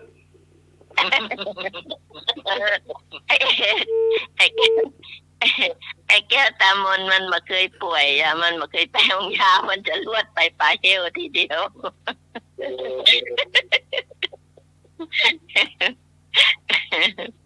ไปเฮลผู้เล่นมาได้เนอะไอ้แก้วตามนเนอะคนถ้าป่วยแล้วมาไปโรงพยาบาลจะไปไหนเราอุ้ยถ้ามันจะเป็นหมอจะได้รักษาตัวเก่าได้หรอวันนี้ไปเนาะก็เลยไปไหว้อันนั้นน่ะอันพ่ออันอะไรอย่างก็ที่เป็นครูหมออันอะไรอ่ะพ่อหมอชีวกะไม่หรอกจะอยู่ตรงนั้นเป้ก็ไปไหว้ว่าอันถ้าแกจะเป็นอะไรก็ขอให้แกหายแล้วอันตะคืนนี้เนี่ยพี่นอนอยู่เนาะระวังจะสายที่เอาจุ่มสายกันแล้วหนังไหมพี่หลับไปสัก2 ชั่วโมงได้พี่ได้ยินเหมือนแฟนพี่เรียก ไอ้อย่างลูกไอ้นุ้ยว่าตอนแรกก็นึกว่าลูกเรียกด้วยแต่ได้ยินเป็นเสียงแฟนพี่เรียกนะพี่บอกว่ามันเป็นวันพระนะพี่ก็ว่าแต่พี่ก็ไม่ได้เป็นแล้วพี่ก็เลยสวดมนต์ไปแล้วก็แผ่เมตตาเนาะเนี่ยได้ยินจริงๆแล้วแต่แกกลับมาบ้านแกมาตอนเช้าแกโทรหาเนาะตั้งตี 5:30แกก็โทรหาแล้วก็แกก็ดูเหมือนว่าหมอจะให้กลับบ้านวันนี้ดูเหมือนแกก็ไม่อยากอยู่โรงพยาบาลหรอกตั้งที่อยู่โรงพยาบาลก็ไม่ได้ทำอะไรเนาะนอนดูคนโน้นคนนี้คนมันเปิดเยี่ยเหรอมันเราคือการได้เรามานอนดูดูนี่มันม่วนอะไรอยู่เข้าก่อนมันก็น้องอ่ะนี่อย่างมาทำความสะอาดห้องน้องทั้งที่ เขากำลังรับอยู่เนาะเจ้าก็ถามนี่ไม่ได้เข้ามาเขาไปอยู่กับแม่ตอนไหนแต่เพิ่นไม่ได้เข้ามานะกวาดก่อนนี่หรอกวาดก่อนมันอย่างห้องสกปรกไม่ได้ทำความสะอาดนี่หรอกก็จะกวาดพอกวาดนั่นนะเราก็ยังว่าแม่มาทำความสะอาดอย่างเดียวไม่ใช่เวลาทำความสะอาดนี่เนาะโอ้แล้วแต่วันนี้วันศีลเนี่ยนะแล้วพี่ก็เลยอยากบอกน้องใหม่มาเจ้าพี่อยากให้เข้าพรรษาพี่อยากไปใส่บาตรเพราะว่าปกติแล้วถ้าออกพรรษาแล้วเขาก็ไม่ค่อยไปวัดกันเนาะพี่ก็อยากไปวัดบางทีไปถ้าเราจะไปทำงานเนี่ยเราไปใส่บาตรแล้วเรามากวดน้ำที่บ้านเราก็ไปทำงานได้ถึงจะไม่ได้นั่งวัดก็ไม่เป็นไรแต่อยากไปก็จะไปเจอคนนั้นคนนี้เนาะอะไรอย่างเงี้ยหลายๆคนเจอกันทุกคนเงี้ยไปเจอกันก็คนไหนเยอะๆเราก็ยกมือไหว้สวัสดีค่ะเราดูเหมือนมันมีความสุขเองก็อยากให้เข้าพรรษาก็จะได้ไปวัดได้ไปวัดทุกสิ่งแต่เข้าพรรษาก็ดีพี่จะไปถึงไม่ได้นั่งก็พี่ก็จะใส่ทุกครั้งเราได้ใส่หลายๆที่ไงอันนั้นจะมีพระเจ้าพันใจแล้วก็มีปางห้ามญาติแล้วก็มีครูบาศรีวิชัยกับอันพระศรีวลีอะไรที่เราได้ไหว้นะแล้วก็จะมีพระพุทธรูปองค์ใหญ่ๆมี2 ที่ก่อนที่จะได้ไหว้มันดูแล้วมันก็มีความสุขดีถึงเราจะไม่ได้นั่งจนเลิกวัดก็เถอะเนาะพี่พรมันอย่างไรพี่พรเนาะบรรลุเจ้าทางพี่กรอุโมเจ้าเพิ่นดูว่าเข้าวัดตอนเป็นมีแต่น้ำใสเข้าวัดตอนสายมีแต่น้ำผาก็ไอ้แก้วตามนของไอ้นึกก็ว่าหรอว่าไปโรงพยาบาลอันตรายว่ะนี่หรอหายที่ไหนแต่ที่ลูก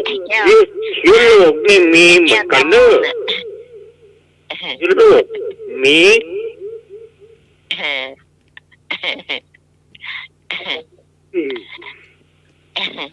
นึกว่าไอ้นึกหลับแล้วไอ้นึกอะไรปัญหาจะเข้าบลับด้วยฟังรอเรืออยู่หน้าพอพานตามหลังอย่างอย่างก็รอเรืออยู่หน้าพอพานอยู่หลังอย่างเรืออยู่หน้าพอพานอยู่หลังมีกี่ตัวครับมีกี่กรรมพี่กรเดี๋ยวนะ7 กรัมมี5 กรัม5 กรัมเป็นธรรมะก็ครับไม่ใช่ธรรมะแต่วันนี้พี่กรไปไหนมาล่ะโรงพยาบาลยังไม่หมดนครพิงค์บ้านนครพิงค์ใช่ผมโหดปันผิงอันนั้นอย่าไปนั่งอยู่เนาะมันเป็นตัวย่อมันเป็นรอเรืออยู่หน้าแล้วอันพอพานอยู่ตั้งหลังเนาะมันมี4 ตัวโรงพยาบาลก็โรงพยาบาลนครพิงค์พี่กรพาอันอ้ายไปไม่ใช่ไปฮับอ้ายไม่ได้พาอ้ายไปกับลูกไอ้นึกไปฮับมาวันนี้มันเป็นไอ้นะมันเป็นเส้นเลือดหัวใจไปเลี้ยงหัวใจไม่ทันเส้นเลือดไปรอเลี้ยงหัวใจไม่ทันเส้น1มันตีบเนาะแต่อีก2 เส้นมันตันเนี่ยใครเส้นเลือดตีบปีเตอร์นอเส้นเลือดตีบตัน เนาะนั่นแหละไอตีบเนี่ยมันไม่เป็นไรนะน้องพรมันขยายได้เนาะตันเนี่ยคือว่ามันดันเนี่ยสมมุติว่าเหมือนไขมันอ่ะมันดันแล้วมันไม่ไปมันต้องผ่าอย่างเดียวแล้วก็เป็นว่าเป็นจะตัดอาที่มันเป็นตามนั้นออกนะแล้วก็เป็นจะเอาเส้นไหนมาลูกไปใส่แต่เห็นลูกบอกนะแม่เห็นหมอบอกว่าจะเอาเส้นหนึ่งที่แขนน่ะที่หัวไหล่แล้วก็หน้าขาแต่2 เส้นที่ตันนั่นน่ะนะนั่นแม่ลูกกันแล้วแต่หมอตึงมูเขาจะเป็นหมอหาหมูเนาะโอ้อันนี้วันนี้เล่าออกอากาศนะก็อยากให้คนอื่นที่เป็นนะก็จะได้รู้อีกอ่ะครับครับจ้าจะจะทานตัวนะวิทยาทานคือเปิดในหูใช่ครับผมขอถามอะไรสักหน่อยนะครับว่าอะไรพอผ่านน้ำหน้ามาทางหลังมีอยู่8 คำมันอยู่ในบทไตรสรณคมตุพรว่ามาไตรสรณคมเดี๋ยวนะอะไรวะอย่างน้ำหน้าก็จะพอพานพุทธังสารนังคัจฉามิเนาะต้องแล้วครับพุทธังสารนังคัจฉามิอุ้ยเราจะมาเก่งเคยมาเคยมาเคยมาถามเห็นแล้วเตือนเหรออันนี้เนาะเดี๋ยวมันไปจำไม่ได้เนาะอันมีเกี่ยวว่าทุกคนใกล้อันไอ้เนี่ยมันมีเดี๋ยวไปก่อนดูในเนี้ยใน YouTube เนาะแล้วเขาบอกว่าเขาไม่ได้มีมนต์ไม่ได้มีอะไรนะไม่รู้หลวงพ่ออะไรจำไม่ได้แล้วทีนี้ก็มีคนอยากลองเขาว่าเขาไปอยู่ในเขาไปนั่งวิปัสสนาในสวนในป่าใหญ่แล้วทีนี้เขาไปเจอลุงคนหนึ่งเขาเล่นของเนาะแล้วเขาทำของใส่ว่าเขาถามว่าวันเนี้ยไม่ต้องสวดบทนี้ได้ไหมคือเขาสวดแค่นี้เองพุทธังสารนังคัจฉามิธัมมังสารนังคัจฉามิสังฆังสารนังคัจฉามิขอระลึกถึงพระพุทธเจ้าแล้วทีนี้เขาก็ท่องแค่เนี้ยเขาบอกแล้วทีนี้คนนี้เขาเล่นของเนาะเขาอยากลองของเขาบอกว่าไม่ให้หลวงพ่อเนี่ยท่องอันนี้แล้วทีนี้ก็มีตะขาบตัวใหญ่ว่ะเอาไปเยอะตะขาบตัวใหญ่ไปอยู่ที่กฎของท่านเนาะแล้วทีนี้ท่านตกใจท่านก็เลยท่องอันเนี้ยขึ้นมาแล้วตะขาบอันนั้นก็หายไปท่องอันเนี้ยพุทธังสารนังคัจฉามิธัมมังสารนังคัจฉามิสังฆังสารนังคัจฉามิธัมมังสังฆังจ้ะพุทธังกับพระพุทธเจ้ามังกับพระธรรมสังฆังกับพระสงฆ์แล้วกอไก่ตรงหน้าฮอนหูไปก้นพยัญชนะ44โตมันก็ไม่ใช่ อย่างกอไก่ตรงหน้าฮอนหูไปก้นไม่ใช่มันใช่44ตัวก็ว่าจะกินแล้วหนูก็ไก่กับทอถุงโอ้ยที่พ่อกันนั้นว่าทอทหารฮอนหูไปก้นจะตีหนึ่งตอบแรกตอบว่าตอบเรียนเลยเนี่ยจัดเลยเนาะแน่ใจเนาะครับแองหู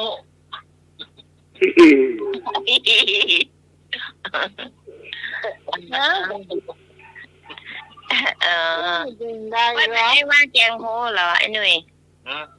แกงโฮไม่ได้เปิ้นว่าค ขัวโหอิ่มจักกะเวลาเลิกหลานเลิกกะเขานะก็ไม่ดังเอาวันฮอลหูกามเราอาจารย์ครับพี่อาจารย์จะมาเปลี่ยนชื่อซะเลยนิมนต์อาจารย์มาครับนี่เหรอกันนะครับกี้ได้ยินเนลากอยู่อีกเท่าอีกกันนะครับครับขอบคุณครับโชคดีนะเด้อครับขอบคุณครับครับมาฝันหายเลยพ่อเนอะ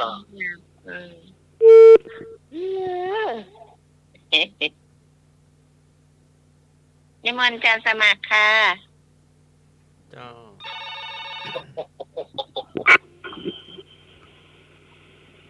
เมื่อทำให้ลูกขอร้องหน่อยเพราะต้องรู้ว่ามันนักละต้องสาธุละกระจาย โย ไว้ จาวัสตังสาธุสัพพะทังสังวโรต้องรับการความสำรวมในที่ทั้งปวงเป็นการดีนมัสการครับนมัสการทางเหนือเขาเรียกว่าแกงโฮครับขั้วโฮนั่นเป็นกับข้าวขึ้นของแกงโฮล้ำขนาดเลยครับเนาะของทางเหนือเนี่ยล้ำขนาดเลยอะเนาะขนาดแกงโฮครับเนาะกับสีลังกิเลวะกัลยาณังท่านว่าศีลเป็นความดีขอการนมัสการขอเจริญพรสำหรับวันนี้ต้องขอบคุณคุณผู้ฟังที่ฟังรายการของเราจนจบจนเสียงนะเจ้าวันนี้ข้าเจ้าขอบคุณพระอาจารย์สมัครยาได้สีโลนะเจ้าขอบคุณไอ้หนุ่ยขอบคุณพี่พรขอบคุณพี่กรณ์นะเจ้าขอบคุณพระอาจารย์พระครูสมุวิศวัตวรกิจโจผู้ในการสถานีผู้ควบคุมเสียงเลือกเพลงคุณผู้ฟังได้ฟังป่วยสำหรับข้าเจ้าพิสมัยสุริรอนจากบ้านนอนตันตำบลเมืองแก้วหัวแม่ริมจังหวัดเชียงใหม่วันพรุ่งนี้เจ้าเราจะมาป้ากันใหม่สำหรับวันนี้ลาคุณผู้ฟังไปก่อนสวัสดีเจ้าครับขอบคุณนายเอกด้วยนะเจ้า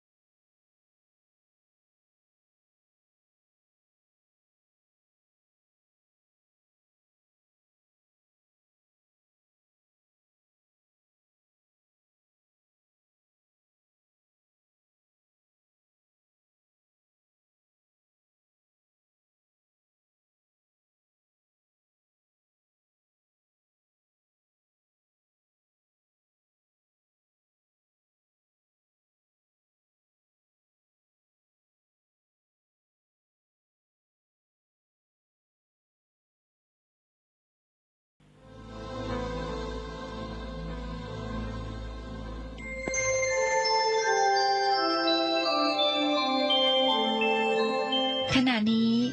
ท่านกำลังฟังสถานีวิทยุกระจายเสียงพระพุทธศาสนา FM 104.5 เมกะเฮิรตซ์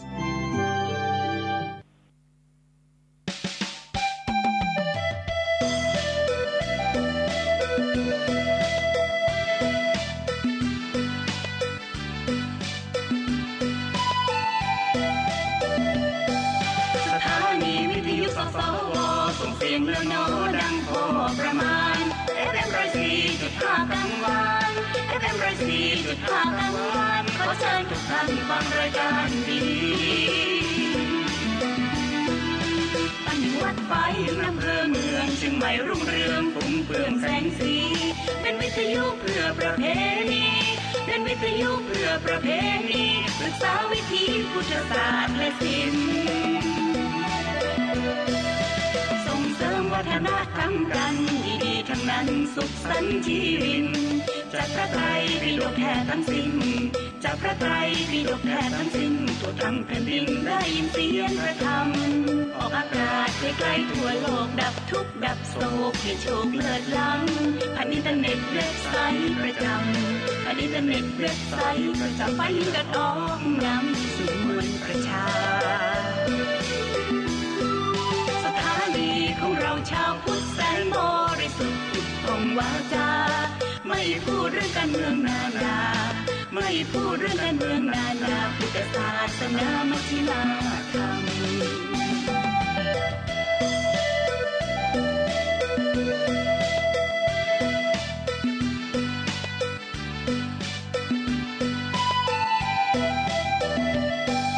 สถานีวิทยุสสวส่งเสียงเลือน้อดังพอประมาณ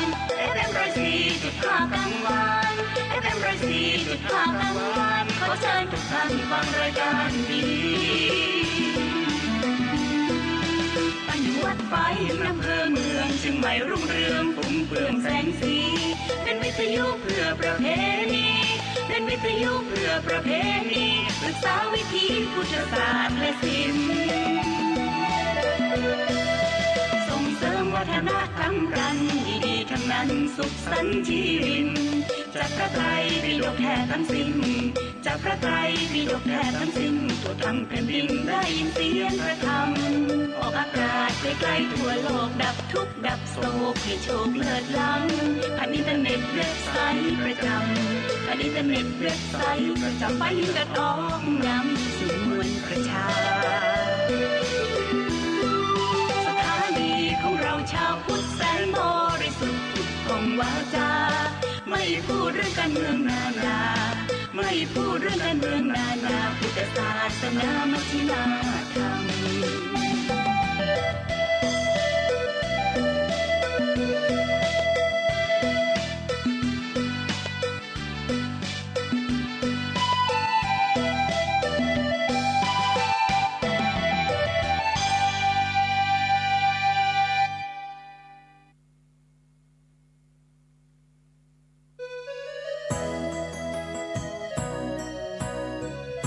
ข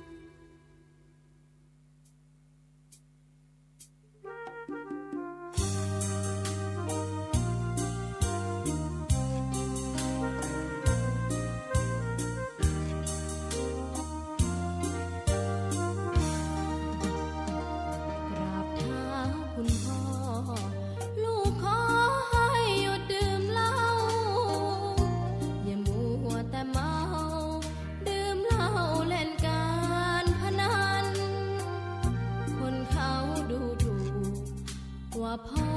ขี้เกียจทำงานชาวบ้านรังเกียจเดียฉันต่างประจานคุณพ่อสิ้นดีสงสารคุณแม่ลำบากแท้หาเงินมาให้ได้มาเท่าใดพ่อใช้จนหมดไม่มีขัดสนจนยากลำบากคนแค้นเต็มทีอนาคตของลูกริบหรี่ความหวังที่มีมืดมนพ่อดื่มสุราเหมือนกินน้ำตาของแม่พ่อจ๋าฐานะเราแย่หากไม่แก้ความจนแม่เตือนพ่อด่าตบตีแม่เสียจนชอกช้ำระกำมองมนซ้ำถูกคนเขานินทากราบเท้าคุณพ่อลูกขอให้หยุดดื่มเหล้าหากมัวแต่เมาคนเขาย้ำหมิ่นเรื่อยมากลับตัวเสียใหม่กลับใจมาพัฒนาพ่อจะมีคุณค่าเลิกดื่มสุราเลิกการพนัน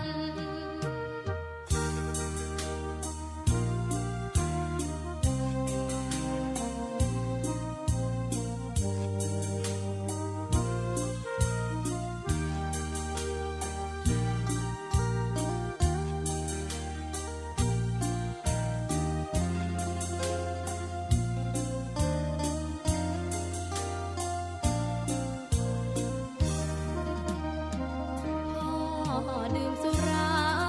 เหมือนกินน้ำตาของแม่พ่อจ๋าฐานะเราแย่หากไม่แก้ความจนแม่เตือนพ่อด่าตบตีแม่เสียจนชอกช้ำระกำมองมนซ้ำถูกคนเขานินทากราบเท้าคุณพ่อลูกขอให้หยุดดื่มเหล้าหากมัวแต่เมาคนเขาย้ำหมิ่นเรื่อยมา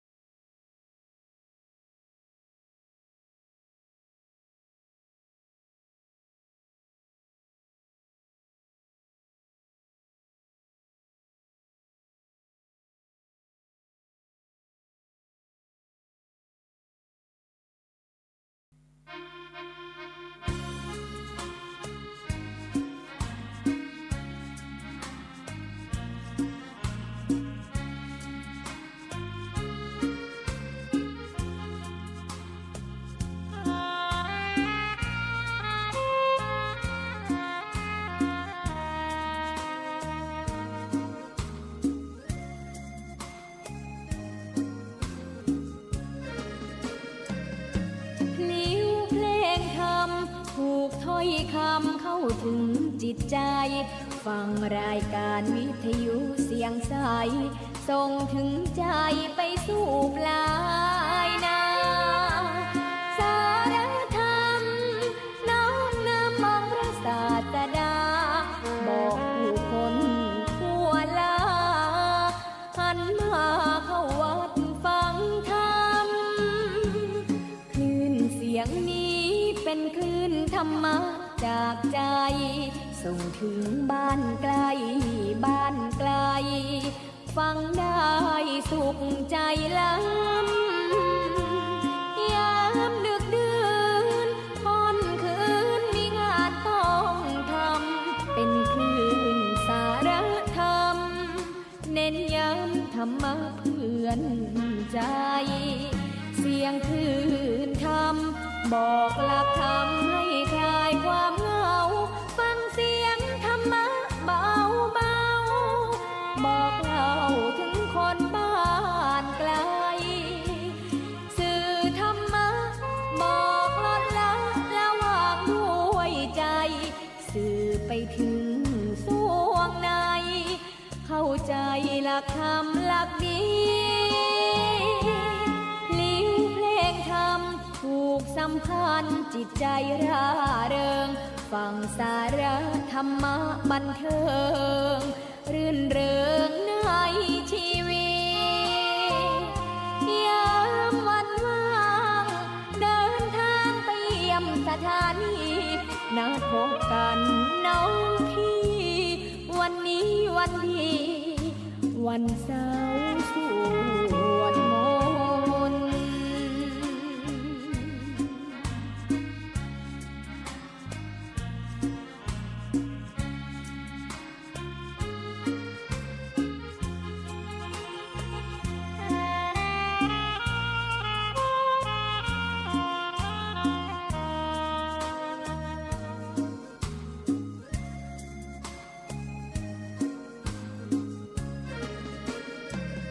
เสียงคลื่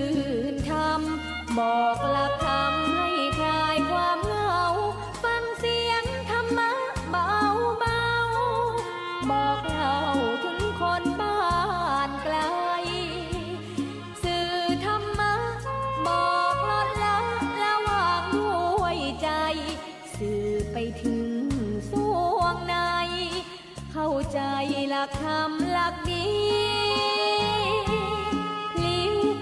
ธรรมผูกสัมพันธ์จิตใจร่าเริงฟังสาระธรรมะบันเทิงรื่นเริงในชีวิตยามวันว่างเดินทางไปเยี่ยมสถานีนัดพบกันน้องพี่วันนี้วันดีวันเสาร์สวดมนต์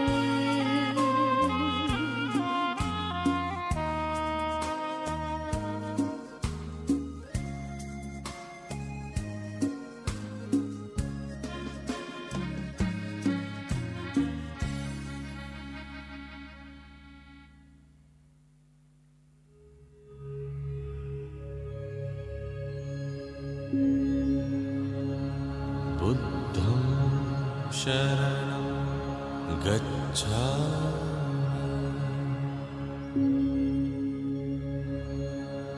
धम्मं शरणं गच्छामि संघं शरणं गच्छामि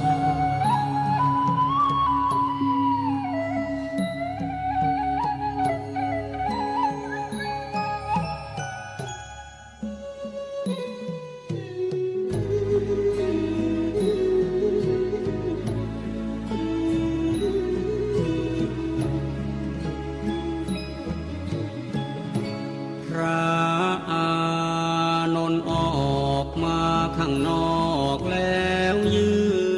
นแอบสะอื้นกล้ำกลืนทุกโทมทวี องค์พระมุนินจะสิ้นแล้วแต่เรานี่อาส วามีมีสิ้นไปองค์พระบรมครูจะทอดทิ้งเราให้อยู่อย่างเดียวดายนับแต่วันพรุ่งนี้ไม่มีได้รับใช้องค์พระภาควัน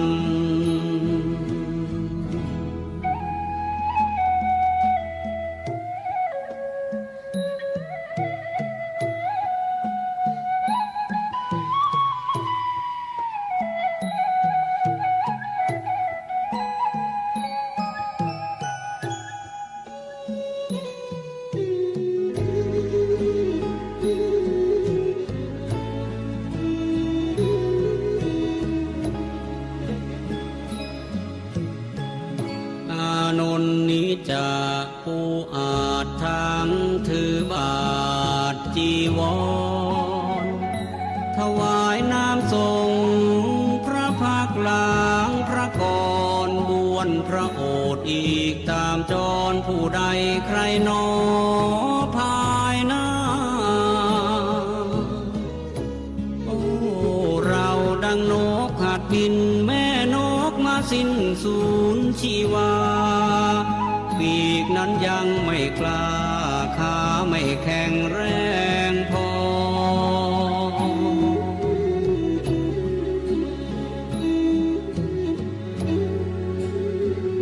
ยังบินทลาต้องระวังรังรอปีกแม่แผ่คอยบินคลอได้พอหล่อเลี้ยงชีวาน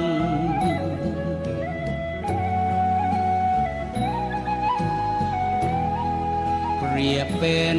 เช่นเราได้เพียงพระโสดาบันยังไม่ทันสำเร็จเป็นพระอรหันต์พระศาสดาก็จะมาปรินิพพานในราตรีนี้ไม่นานผ่านเลยลาลับลวงไป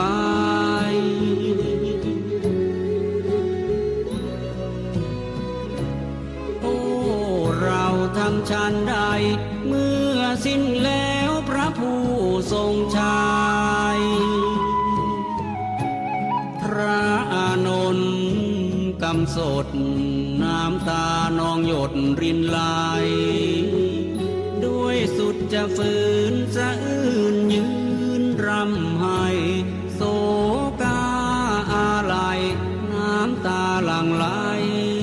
นองน้ำ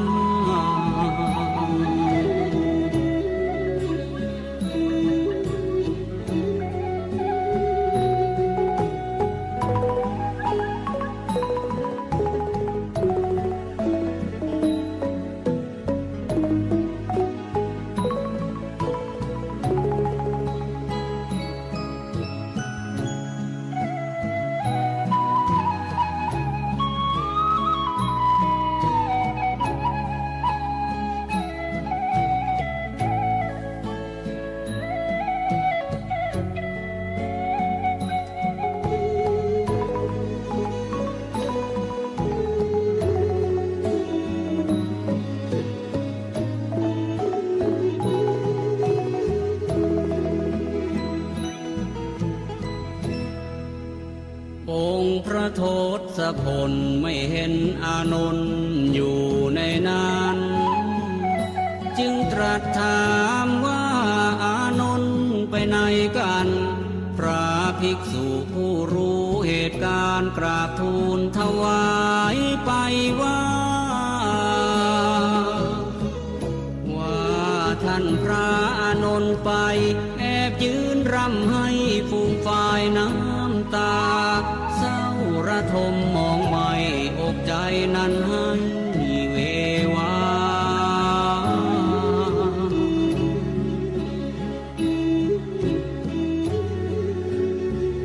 อย่างใดสิ้นสูญพระดุลยศาสดา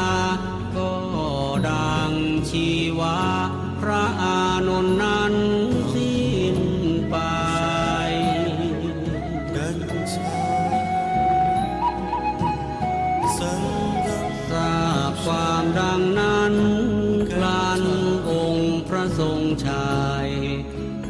ตามพระอานนท์มาใกล้แล้วย้ำทำให้ปลอบโย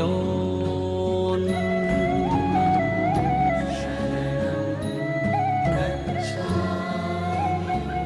ลดความเศร้าหมองที่เข้าครองในกมลแก่พระอานนท์ให้คลายทุกข์ทนวิญญา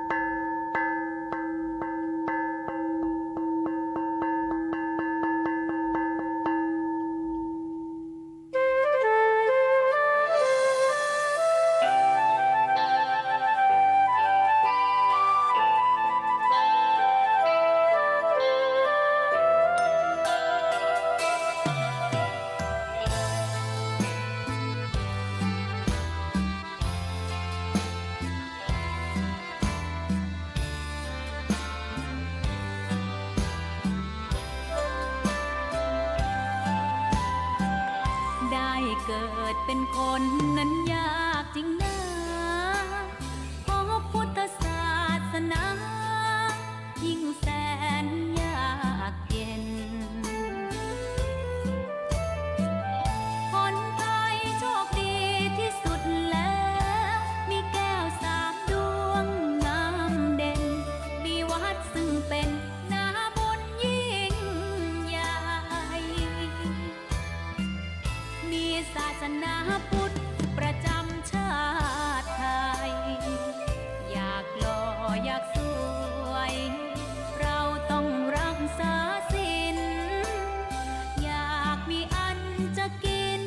ต้องหมั่นทำบุญทำทานเอาไว้เข้าวัดสวดมนต์ฝึกฝนสติให้ว่องไวรีบทำตอนที่เราทำเองได้อย่ารอจนตายถึงเข้าวัดว่าเข้าวัดยามเป็นจะได้เห็นแต่น้ำใจเข้าวัดยามตายจะได้เห็นแต่น้ำตาก่อนจะสายเกินขอเชิญมาใช้ชีวิตให้คุ้มค่าเจริญทานศีลภาวนาสั่งสมบารมีไว้ทำบุญตอนที่ยังมีชีวิตย่อมดีกว่ารอเขาอุทิศบุญให้อย่ามัวหลงเพลินเดินห่างวัดตัวอย่างชัดๆมีมากมายเข้าวัดตอนตายสายเกินแก้กรรม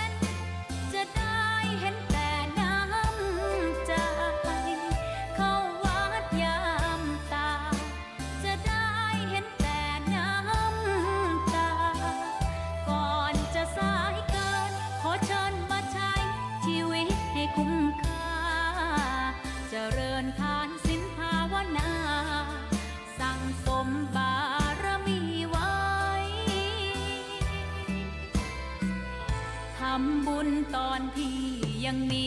ชีวิตย่อมดีกว่าร้องเขาอุทิศบุญให้อย่ามัวหลงเพลินเดินห่างวัด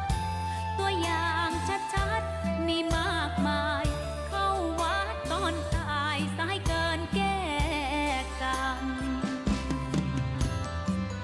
เข้าวัดยามเป็นผลบุญหนุนนำเข้าวัดยามเป็นจะได้เห็นแต่น้ำใจเข้าวัดยามตายจะได้เห็นแต่น้ำ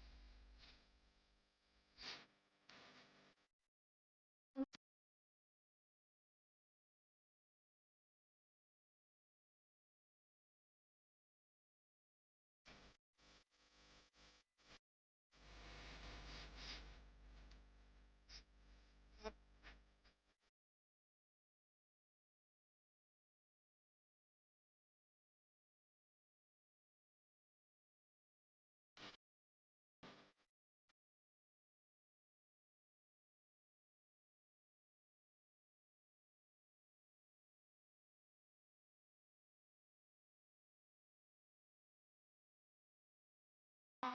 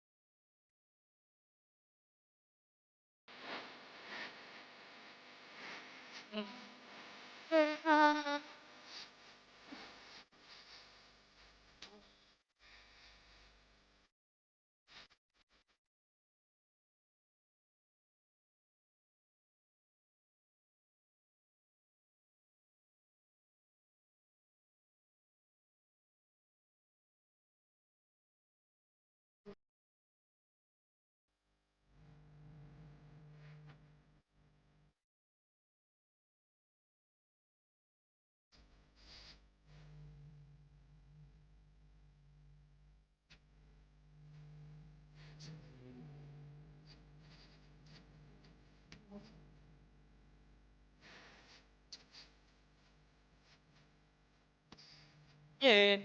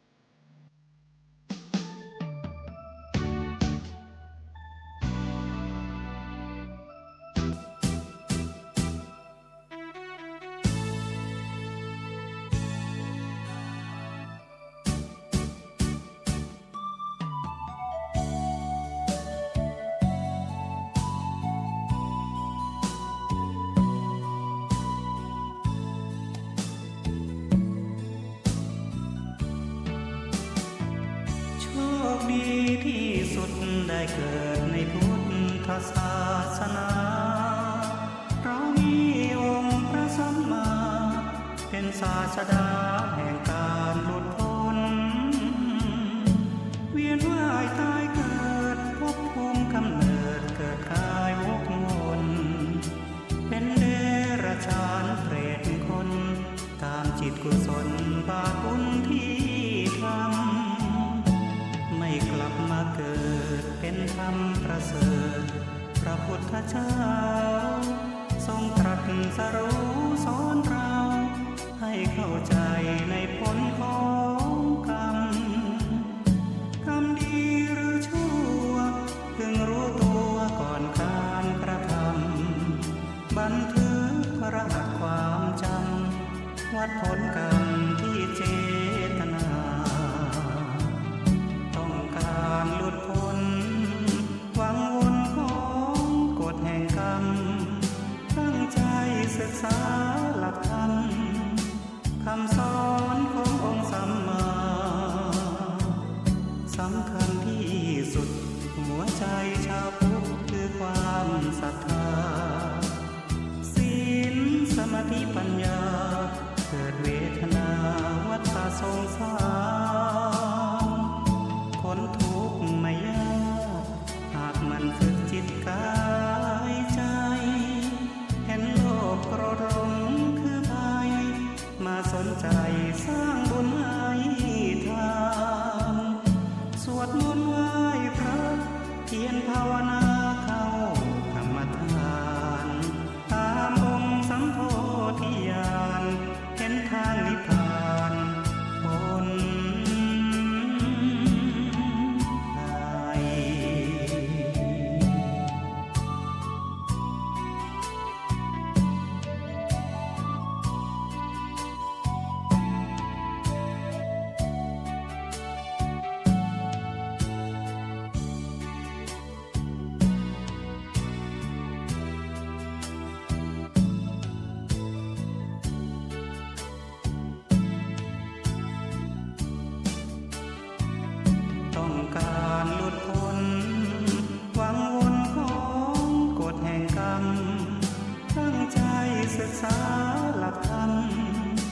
คำสอนขององค์สัมมา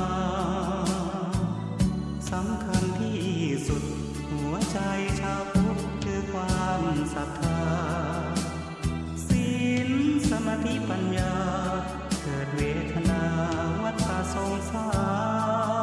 รพ้นทุกข์ไม่ยากหากมันฝึกจิตกายใจเห็นโลกโกรธหลงคือภัยมาสนใจสร้างบุญให้ทำสวดมนต์ไหว้พระเพียรภาวนาเข้ากรรมฐานตามองค์สัมโพธิญาณเห็นทางนิพพานพ้น